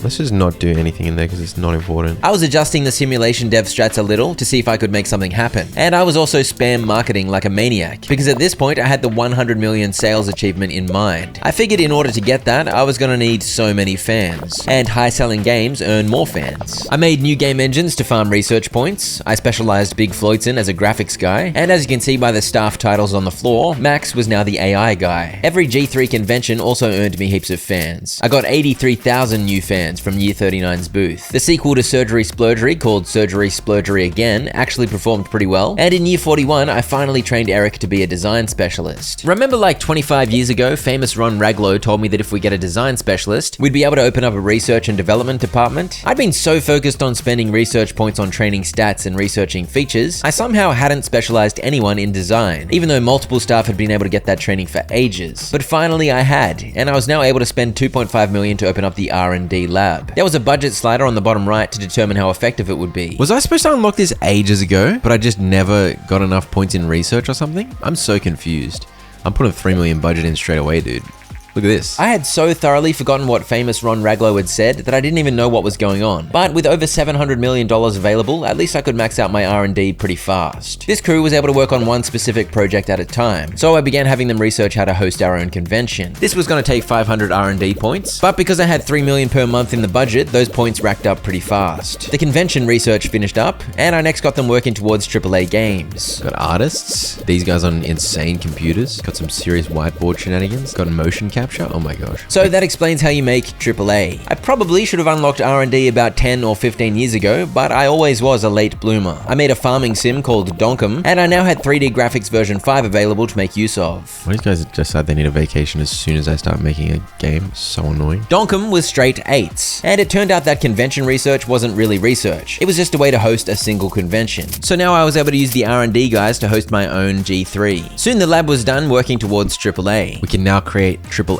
games. I kept making game engines in order to farm research. I was up to my 17th. I made Luke Hodges a sound specialist, and now that I was leaking a whopping 3 million a month towards R&D, my cash on hand had stalled in the mid 700 millions. Meanwhile, I had my R&D crew working towards hardware. Sound, gameplay, artificial intelligence, engine, graphic. I think I just need a level design guy. Soon the hardware research was done. Can make a hardware lab now? Let's do it. Holy crap, man. How did I not do this stuff earlier? The hardware lab was able to make our own console. Very cool. I put the max 30 million towards the quality assurance budget. Clearly it needs to be called the Game Floyd. But when I saw I needed to add features to it, I decided I wanted to research the best features possible before investing in the hardware. So I cancelled the Game Floyd for the time being. I put the max 2.9 million monthly budget into making a bunch of lab coat legends appear, but soon turned them off since I wasn't making a console yet. I got the R&D department working towards licensing game engines, and all of this was very expensive, obviously. If I'd unlocked this earlier, I probably would have had to pace myself, but since I was outrageously rich, I was going nuts. Here's the staff menu. Most of their salaries were over 100k per month by this point. Alright, let's just try and make a AAA game, see what happens. A cooking simulation called Chef Chef. Because I began making a AAA game, some more R&D research became available. And for Chef Chef, I was of course sticking to the same simulation game recipe, locking the sliders in the 100%, 80%, 0% ratios, and assigning my specialists to their respective development areas. But I soon realized the development time for AAAs was way longer. It was a full in-game year, double that of a large game, which I guess is actually pretty short. It takes like 32 years in the real world these days. After just Dev Stage 1, the design and tech stats were well over 600 each. Since it was my first AAA game, I was in a go big or go home mindset, so I began spamming large marketing campaigns for hype, and that, combined with my now ridiculous monthly costs, actually made my cash total begin to fall. Somewhere in there, R&D finished researching licensed game engines, so they were available for another project. Wait, does this mean I can do a marketing campaign? This set them to focus exclusively on marketing the current AAA game in development, Chef Chef, which helped drive up the hype along with my large campaign spam. Eventually, it went into the bug fixing stage, and there were over 300 to iron out. But of course,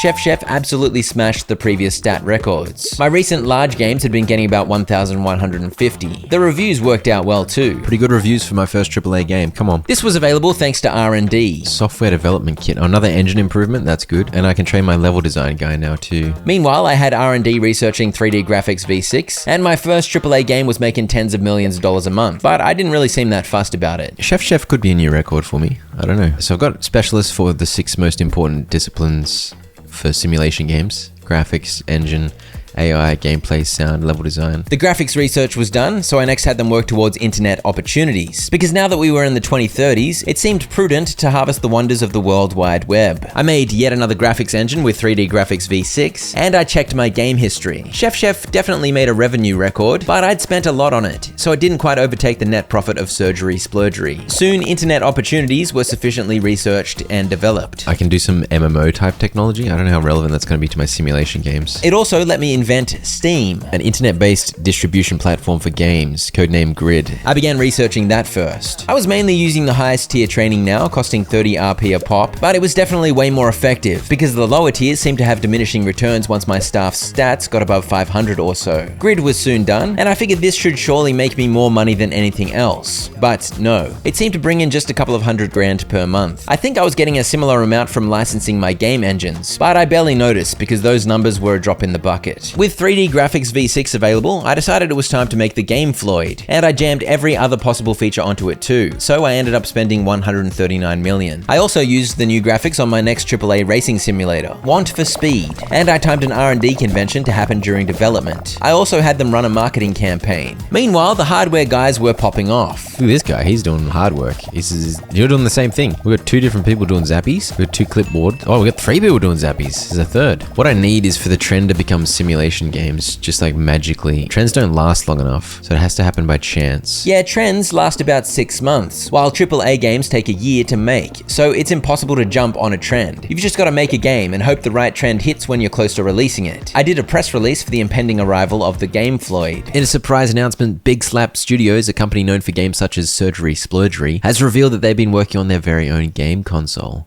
The game Floyd. Want for Speed hit new records. We could be onto something here. Come on, dude. No, I need all 10s. Yeah, not today, sadly. Can't get all 10s to save my life. This is gonna be my biggest game ever, right? It's going up in sales. What the heck? Could this get me to 100 million? I doubt it. It more than doubled my previous best game in terms of profit, and my cash had been sinking a little due to my splurging, but now it was back above 900 million. Also, my console finally released. The console does not seem quite on par. What do you mean? Okay, I'll just leave the budget in the hardware lab so they can stay on top of maintenance of the consoles. But does that mean I'm gonna make... yeah, I am. I'm selling the Game Floyd. Dude, the Game Floyd is selling. Yeah, the hardware staff needed to stay active to handle customer service, apparently. And also, I cracked the $1 billion mark. 1,000 million buckaroonies. R&D was soon unlocking MMOs, so I was now able to research MMO support. And Want for Speed came off the market at 26 million sales. Only 74 million shy of 100 million. Very close. I farmed up some research points. Let's research MMO support and see what happens. It's probably not going to be helpful. And MMOs were soon available, as you can see on the game concept screen. But for some reason, I was convinced it wouldn't help me. It just didn't seem like a good fit with simulators. So I completely ignored it when making the colonial sim titled That's My Land. For AAA games, I used my boosts in Dev Stage 1, and then by the time Dev Stage 3 rolled around, they were off cooldown. So I got to use them twice in a development cycle. More new records. Oh, I can get even higher graphics? But sadly, there were no 10s to be seen. At least I was getting lots of research points, so I was able to continue staff training, and I began specializing more staff into design or tech. The ultimate graphics technology. Okay, beautiful. Does that mean I need to make the engine though? R&D was done researching the best possible graphics in the game. And yes, I had to make another new engine to make use of it. 6.9 million Game Floyd consoles had sold, but it was now only making about 300k per month, and I was spending 3 million on hardware staff. So it was clearly no longer profitable. I took it off the market and began making the next gen console called the Big Slapper. The Big Slapper has even better graphics. V7. Boom. Big Bistro. By this point, everyone was specialized, except famous Ron Raglow wasn't fully because he's too famous, but everyone had the ×3 boost, and of course everyone's stats were higher than ever. Massive new records for each of these. If I level up the graphics engine a few times, maybe that'll be significant. Come on, Big Bistro. Oh, Big Bistro, please. Big Bistro. Big Bistro, please. Please. Oh, Game Hero, every time. Oh, for goodness sake. It's so close to a perfect sweep. My cash had sunk down to 850 million, and Big Bistro pushed it back over $1 billion in no time. But getting 4 reviews of 10 was just so flamin' elusive. All these guys do is organize conventions.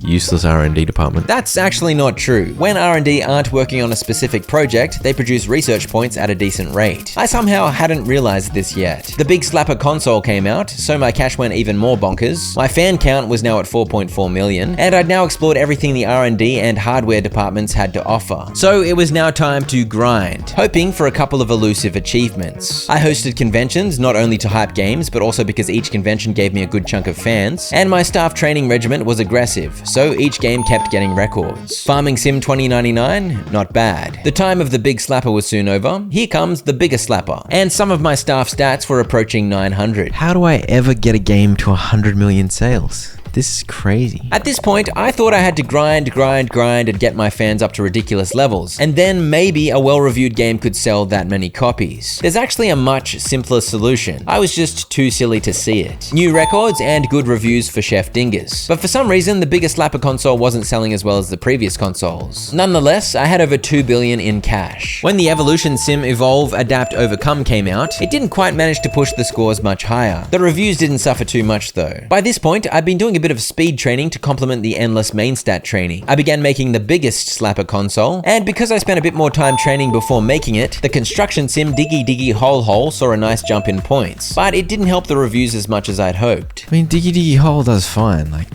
you can't complain with 330 million in sales. The biggest slapper console also underperformed, so I was kind of sick of making consoles and I didn't make any more. But then I realized I could use the hardware crew to research custom hardware. I did so, but then never used the custom hardware, so I don't actually know what it does. The hospital sim titled If You Don't Have Insurance, You Die got pretty good reviews too. I think I just need to keep growing my fans. I think I'm just gonna have to do this for like 5 more hours. No, there's actually an easy solution, mate. You are just a big flamin' goose. I kept making AAA games and hosting conventions to grow my fan base, which was now at 7.7 million. Okay. Please don't. Oh, come on, bro. Game Hero always gives me a 9. I need to get...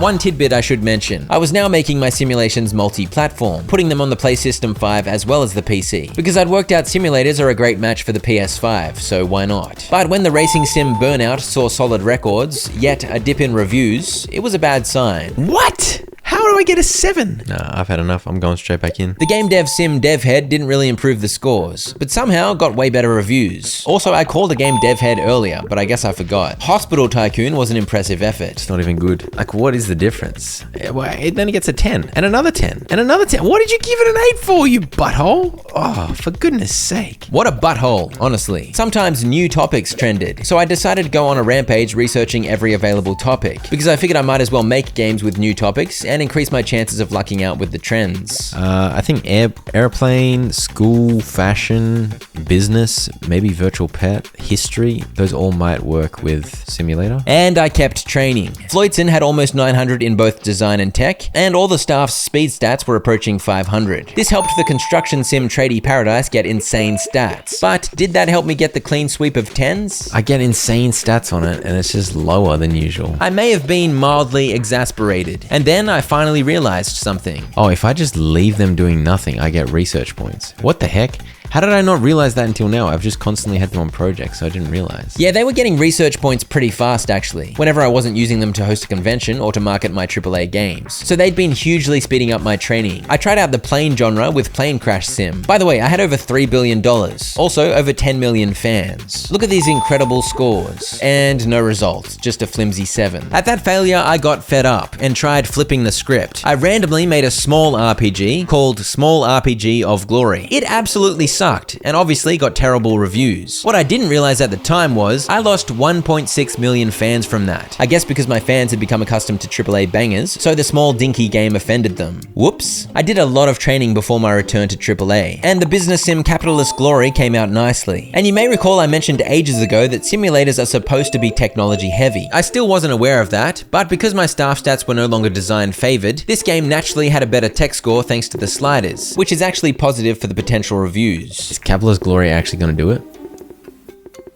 No, because Game Hero always gives a 9. That is a huge blow for capitalism, no doubt. It didn't even sell well either, because by this point I'd gotten sick of spamming marketing. It took ages and was mind-numbing, so I was kind of losing my mind. The hospital sim Needles and Gauze was not great. I began production of transport sim Mini Motorways, which is a real game by the way. In fact, the first video on my channel is about mini motorways. Anyway, while it was being developed, I noticed something exciting. Oh wait, there's a strong audience at the moment, everyone. I have a chance. This game was targeted at everyone, so this trend would apply a review multiplier. However, the timing wasn't quite right. No! Are you kidding me? I had 27 more bugs to get. Oh, that is so annoying. The market is normalized just in time for me to release my game it's marketed at everyone. It would have been huge. I didn't know when it was going to happen. It's always random. The timing, for goodness sake, dude. It got insane records too, and a clean 9999. Maybe with the trend, it would have hit the 10s. This game is addictive, by the way. It was hard to resist making my next game, tweaking a couple of things to see if I could hit juicier review scores, and to see the numbers go up. So I believe with that mini motorway disappointment, I stopped recording after literally 8 hours. I usually play games in 1 to 3 hour sessions these days, so playing for 8 hours straight was incredibly unusual for me. But I had definitely needed to stop because I was losing my mind. And when I came back, I was able to approach things a little differently. I started knocking over some of the less impossible achievements. I made a life sim called Halo and earned an achievement for naming a game Halo. There we go. Welcome, Chief. The world is round but different. That also got me the achievement for finding an Easter egg. I next made the racing sim called Star Citizen, which got insane stats and another achievement. The sky is not the limit. Welcome back, Chris. We've missed you. Oh. Come on. Come on, baby. Star Citizen's where it's at. Yes, finally! Finally! All 10s. Where's my achievement? There it is. Perfect game. Release a game with a clean score of 10. It's beautiful. There is also an achievement to get 11 out of 10 from a reviewer. So I need to do better than that somehow. That was a momentous achievement, but my celebration was sort of short-lived because I had known in the back of my mind that the 11 out of 10 achievement awaited me next. It had been so hard to just get the 4 10s. How the heck was I going to break the scorecard and get an 11? All I could do was keep training up and try to make even better games. Star Citizen sold 29 million units, only 71 million away from my goal of 100 million. While making the colonization sim Okami, simulations began trending, but it happened again. No, dude, I just pressed finish. In order to get it out in time, I was going to have to release with bugs to get that trend, so it really wouldn't have worked out anyway. But these trend timings were definitely trolling me. Well, at least I paid homage to a specific Japanese video game. Nothing too crazy in the review department, though. I then realized why there was an Easter egg achievement, and where the prompting to make games with those titles was supposed to come from. So this is Master Chief, this is Star Citizen, this is probably the Okami thing. Looks like a Japanese wolf kind of vibe. Yeah, I'd barely paid attention to those posters. And I must admit, I named those games because I looked up a guide. I definitely needed the guide though, because I don't know what Star Citizen or Okami are. I know Halo though, so clearly I'm very cultured. There's an achievement to call the game Doom, but I think I'm not supposed to do it at this point. And so I made the cooking simulator Doom, but it did not trigger the achievement. You have to make that one in one of the old offices, so it looked like I was gonna have to replay the game. Oh, give me an 11. Woohoo! We got another clean sweep of 10s. But where is my flamin' 11? Will the 11 kill me dead? Spoiler alert, yes. Look how juicy my staff's stats were. Even the speed stats were closing in on 900 for most of them. Stat gain definitely slows down as you approach 1000 in each stat though. I had to send all my idiots on vacation in the middle of developing Hard Hat Slappers, and so Hard Hat Slappers failed to improve the scores much. Traffic Light Chaos somehow also failed to impress. Poop in My Soup pushed the way forward a little. I made a game called Scrubs. I made a romance sim called Love, which somehow really sucked. And I must admit, I was not really paying attention during this spree of games. I was watching the Dota 2 International Group Stage. But anyway, my fan base had grown to 23.8 million, and I had over $5 billion. It was now year 88. Assuming Floydson was in his 20s when he started, he was now at least 3,000 years old. Anyway, the transport sim called Trains got great scores, but somehow not that great reviews. However, during the development of life sim Eat, Sleep, Repeat, simulators began trending. Hang on. We're onto something here. And now I need to spam hard. I managed to get the hype up to a ridiculous 1249, and the scores were absolutely bonkers as well. But sadly, I could not crack the 11. But I thought maybe, with simulators trending and that much hype, the sales would be really high on this game. They were indeed insane, and a convention helped boost them up too, but it was nowhere near enough. 35.5 million. More than a third of the way there, at least. If only there was an easy way to do the 100 million sales achievement. By the way, I think I forgot to mention, by this point I'd made a game engine with every single feature relevant to sim games available. That is, I'd packed every graphics, AI, engine, sound, gameplay, and level design feature on there. I was putting all of those features in every game I made. But the downside of that was there was now no way to improve my games by improving the engine. The engine was maxed. My only real avenue towards better games was staff training, and of course the luck of trending topics. I made a game called Gear Shift. I made a game called Give Fans Please because I was officially just farming fans. I made a game called Please in all caps. I made a cooking sim called Pots and Pans, and I made a racing sim called Red Goes Faster. But it was getting harder and harder to raise my staff's stats. Therefore, the average game quality was plateauing, and even though I had a whopping 66.8 million fans, with lower review scores, I simply wasn't getting higher sales numbers. It was now year 108, and you may be wondering, why have you been grinding like a big doofus for hours by this point? Why didn't you try making an MMO 50 years ago? Well, I really gotta emphasize, I was indeed watching the Dota 2 International on my second monitor, so I think I went into a gaming trance. But finally, I did something different. Alright, we're gonna try and make an MMO. AAA MMO. It was time for the acclaimed life sim MMO, Rat Race. But first I decided to make a new game engine, to which I added features that weren't relevant to simulators, which I then didn't even use when making Rat Race MMO, so I don't know why I did that. But anyway, my first MMO went into development at long last. Except I made a mistake. I don't know if I made it an MMO. I don't think I made it an MMO. Am I an idiot? Yeah, I forgot to click the MMO button. But I remembered when I made the glorious racing sim MMO, Zoomies Together. Its development was exactly the same as a typical AAA game, but what happened after development changed the game. It did get records, which was cool. However, the reviews refused to cooperate, but it didn't really matter because here's the good part. And MMOs sell indefinitely. Oh my goodness, why haven't I been doing this? Yeah, of course, MMOs sell indefinitely. As long as the developer chooses to support them, that is literally what MMOs are known for. Endless updates and expansions. I was able to research expansion packs immediately because I had over 2,000 research points for some reason. Dude, I can do it like this, surely, and I'll just make expansion packs.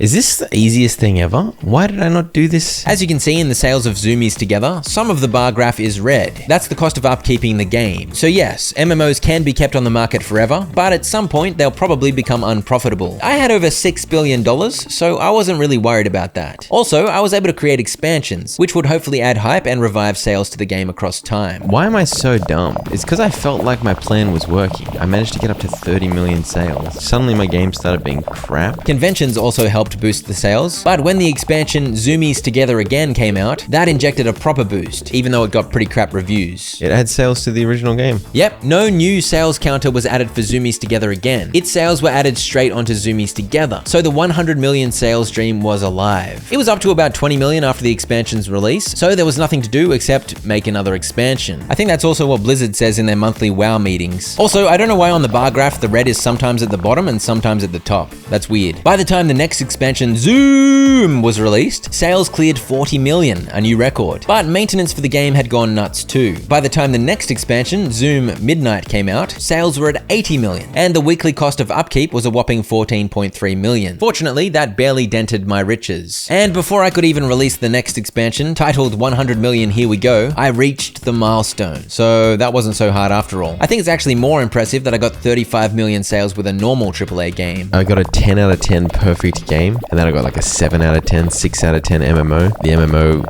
sold way more copies. I mean, that's proof that clearly MMOs are superior. I think this is going to be my final game on this playthrough. Yeah, I was approaching a maxed out staff, and I'd maxed out my game engine. But you need upwards mobility in order to get better reviews, because the way you get better reviews is by improving on your previous game. As such, I did not like my chances of getting the 11 out of 10 on this playthrough, and I needed to make a new game for other achievements anyway. I made a new company back in the garage called Greenheart Games, which earned an achievement. That's the name of the devs that made this game. And there's an achievement to name your company after a famous real-world developer, so I went with Bethesda. I immediately began making simulations, using my now relatively solid game knowledge to earn great early game money. I didn't bother naming these games, I was in full-on grind mode. But by game number 5, I already had pretty solid scores established. I noticed the Pong poster on the wall, and figured that was probably an achievement for the garage, so I named my 6th game Pong. Hey look, the Pong's doing stuff. The Pong's doing stuff.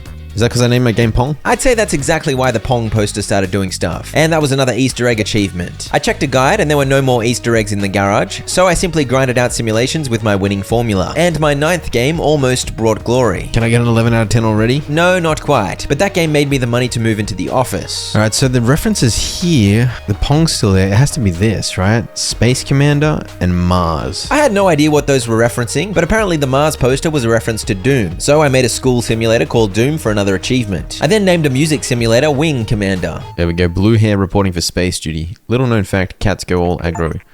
in space. I have no idea what that was about. But my biggest goal was to try and get an 11 out of 10 review score. So I aggressively hired and trained 3 staff before I could really afford it, to be honest, as I tried to improve the score of each game. I actually nearly went bankrupt because my monthly expenses got rather large rather fast, but game number 19 was well reviewed and made me rich. But then it seemed I could barely get a 9 out of 10, let alone an 11. Nonetheless, I managed to upgrade to the office. Okay, I recognize that. That's Half-Life. What's this hospital? Sim Hospital. And so I made Half-Life for one achievement and Theme Hospital for another. Patients are reminded not to die in the corridors. I've got all the Easter egg achievements now at least. I need the 11 out of 10, which I have not had luck with. I gotta try pirate mode. What I should have done is do pirate mode and then get all the Easter egg achievements while I was doing that. But I don't know what's wrong with me. Yeah, I had to do another complete playthrough on pirate mode anyway. So I should have gotten the Easter egg achievements while knocking that one over, but I'm a goose. I was definitely tunnel visioned in on trying to get 11 out of 10. This playthrough had started with the music and school topics available, which are both great as simulators, so I alternated between those, which meant I didn't have to waste any research points on new topics. I also didn't waste any on story, dialogue, or world design research, because those 3 areas aren't important for simulators. This meant I was definitely way more efficient building game engines perfected for simulator games. But as I explained earlier, the review score is not based on how good a game is objectively. It's based on how much you improve your game compared to your previous best. At this point, I did not really understand that yet. In fact, due to this review score mechanic, this playthrough was actually worse than my first, because I made my games quite high quality immediately, which just made it harder to beat my previous best. In my first playthrough, when I'd had no clue what I was doing, if I managed to figure out how to make an improvement, it made a bigger difference, and the reviews appreciated that improvement. What I'm saying is, obviously it's easy to drastically improve something crap than it is to improve something that's already very good. Anyway, you get the idea. It wasn't working. It seemed the 11 was not going to come unless I changed tax, so I gave up. Severely reduced sales on all your games. Bankruptcy is likely. You can develop copy protection, but using it will upset fans. So I gotta try and beat the game with pirate mode, which is apparently extremely hard. Luckily, I started with 2 topics that pair greatly with simulations: hospital and construction. If it's really hard, I'm gonna do text-based and see if I can save money. In the garage, you cannot train, you cannot hire staff, and I had no copy protection to prevent the piracy that comes with pirate mode. So depending on how punishing that piracy was, this would be tricky. And it seemed pretty flamin' punishing. My first game only made 5k in its first week of sales, so I didn't waste any time doing a game report, but instead quickly began making a second, hoping that I could stay afloat. But I just wasn't making money. I was down from 70k to 18k already, and the 8k monthly costs were crushing. That's when I was introduced to a new mechanic. A share offer was made, and so I sold 30% of my company for a 130k investment. That buys me some time so I can generate some game reports. My third game reviews weren't too bad, and yet it also made rubbish profits. 75% of players pirated my first game. Okay. Great. In other words, I was making only 1/4 the money that you make in a normal playthrough. I desperately began researching how to make a custom game engine using the time the shareholder investment had given me. Let's try go for copy protection. It costs 40k. Off the back of that, I received another investment offer, and this time I sold 20% of the company for 102k. That bought me time and money to make a custom game engine, with the all-important copy protection feature on it, so hopefully I could minimize piracy. By the time I'd made the game engine, I was down to 70k in cash again. Oh, I'm gonna stick on this graphics, man, because this is too expensive. Copy protection for 10k. By the time it was released, I had negative cash, but fortunately the reviews were pretty great. Now this is selling a lot. A lot. It made 38.8k in its first week, and I also paid 3.8k in dividends to the 50% shareholders, so it seemed I was paying them about 10% of my profits. But from the brink of bankruptcy, I had hung in there. Game number 5 got me about 100 grand. This game's even better. So there's hope. Another well-reviewed game, hope indeed. Game number 7 did great too, so I'd somehow stabilized. Sort of. I squeezed in a quick game report. Only 20% of players pirated game 6 because of the copy protection. Okay. So adding copy protection to my game engine had stopped about 75% of the piracy, and that resulted in much better profits. But I knew I needed to keep improving my games, so I used the cache buffer provided by those 3 quick successes to research new features, with which I created another game engine. I'd stabilized enough that I was able to reject the next investment offer, and improving my game engine did the trick. Oh, no way. It's a 10. Okay, this could carry us. This could carry. Give me an 11. Someone give me an 11 so I can get that achievement knocked over. That would be amazing. No, not quite. But this is an insane game. I think this keeps us alive. I'd invested aggressively in game engines and it had paid off. This game shot my cash up like crazy. All right, we're going to move into the office. There we go. Reach level 2 in pirate mode. Nice. Now, I need to be conservative here because I can't afford to have my expenses go crazy. Adding one thing to your game engine at a time, I think, is the smart thing to do, because then that will slightly improve your game each time. It's better to slightly improve your game each time rather than have a massive jump and then it's harder to have an improvement the next time. Does that make sense? So evidently, by now I'd done a bit more research on how reviews are calculated, and I understood that it was all about improvement. And it's true, if you control how much you improve game after game, it's easier to make consistently well-reviewed games. And I now had just one pirate mode achievement to go, to complete the whole thing by surviving 30 years. It had only taken me 3.5 years to get into the office, so I had a long time to go. But based on my next game, maybe my strategy of slowly improving was not a good one. Even with no additional hires, my monthly costs were now 32k, I guess because of office rent and upkeep costs. I still had a fair bit of money thanks to that one successful game, but it could still go south pretty quick. Fortunately, a bit of training helped bring it back on the next one. That's a 10. Okay, cool. So this should get me good money. That made me feel positive, so I grew bold and made a mistake. All right, I'm going to go aggressive. I'm going to buy 30% of my shares back. For 323k, this was not a good plan. The dividends weren't actually that big, and yes, now that I'd bought some shares back, they'd be even smaller. But I would have to earn over 3 million in profit before I'd make back the 323k I just dumped. I definitely should not have bought the shares back so soon. This was especially bad because my next game was not good. Is this game even going to keep me afloat? And so it went from looking so good to so bad, as my cash was suddenly floating around the minus 100k mark. Fortunately, in this phase of the game, you don't go bankrupt until you go below minus 200k, so I was hanging in there. Luckily, I survived long enough to make another game. Dude, that game I made just didn't help. This is new records. But it also was not great. It was once again just enough to keep me floating at about minus 100k. Thankfully, they offered to buy more shares. Ah, dude.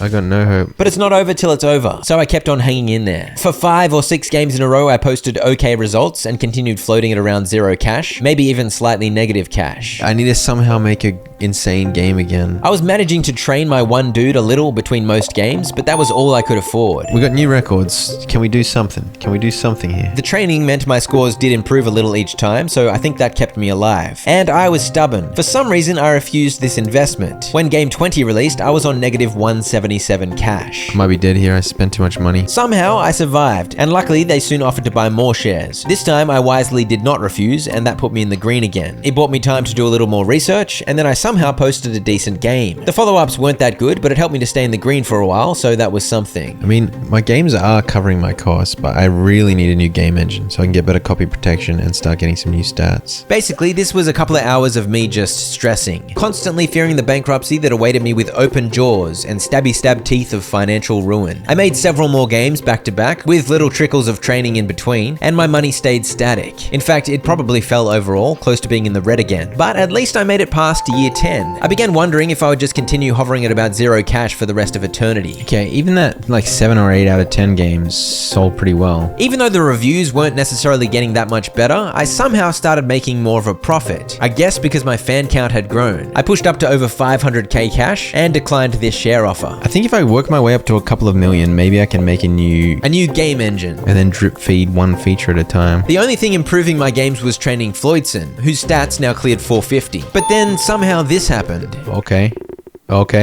This could be my moment. Yes! Oh, why'd you give me an 8 for, you rat? Another 10? Okay, we're onto something here. In a normal playthrough, this would have sent my cash skyrocketing, but I believe the copyright protection gets worse over time, so I think piracy was now plaguing my sales pretty harshly again. But this did buy me the time to do some research, and a few games later, my money was still slowly going up. I also began training Floydson's speed stat. Oh, no way, it's a 10. Okay, I did something? Alright, I think I've got it now. With 2 million in cash, I now felt comfortable making another new game engine, on which I crucially put copy protection v2, along with a few other features I managed to research. It was expensive and time consuming, but with my cash buffer, I was still at 1 million once I was ready to make a new game. Add copy protection version 2.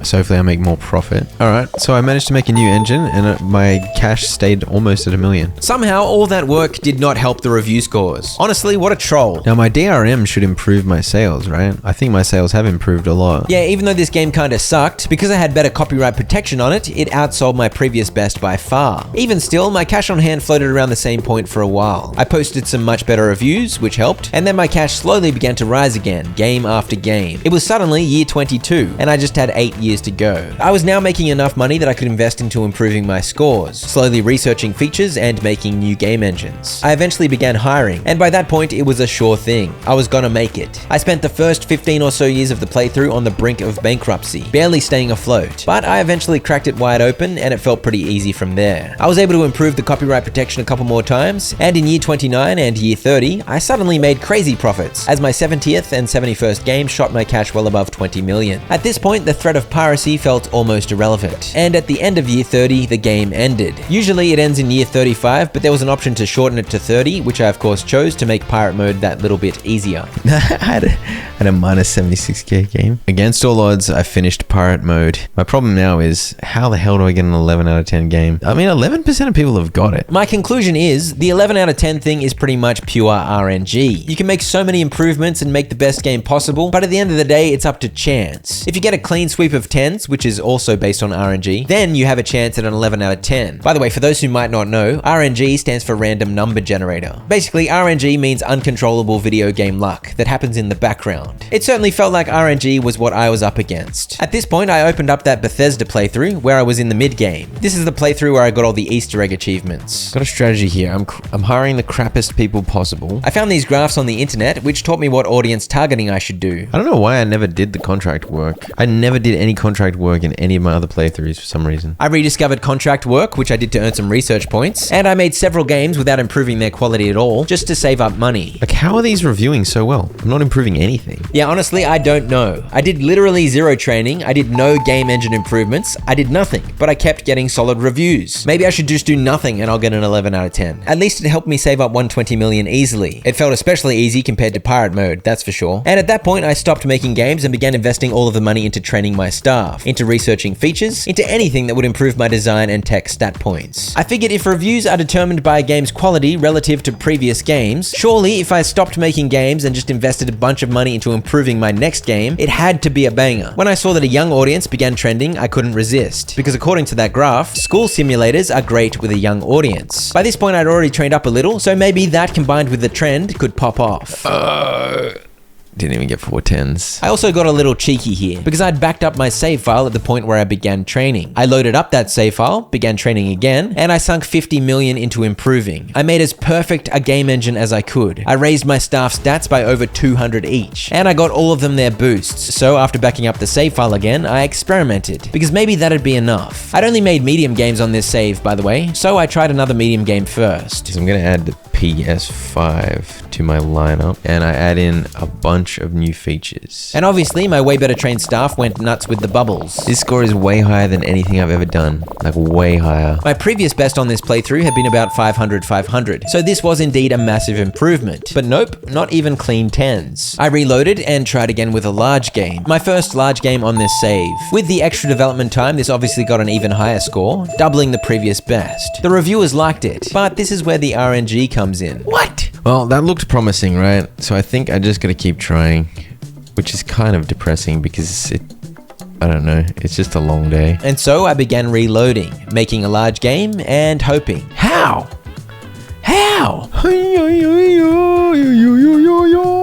After a few fails at that, I came up with a more time-efficient plan. I backed up my save when the game was almost finished. This worked. Yeah, it's different to what I got last time. Oh, is this time for 11?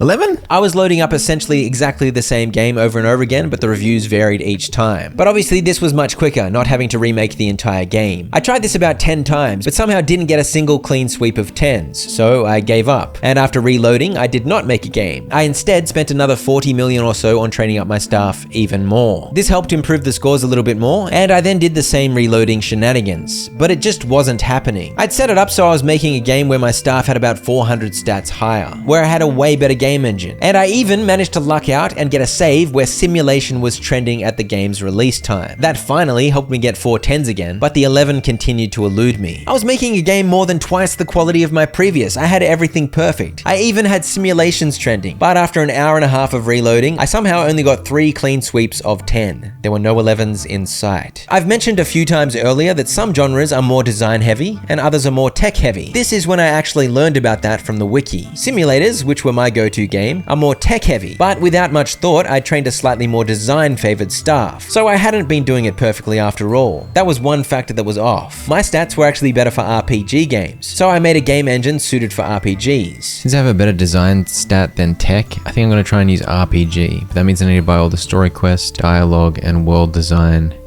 game dev stuff. According to this, for RPGs, your tech score should be 0.06 times your design score. For simulators, your tech should be 1.6 times your design score. Considering my staff were already trained in design, it was definitely easier for me to adjust this save file to be more RPG suited. So I bumped up my staff design stats even more, but I failed to watch my cash levels. That's not good.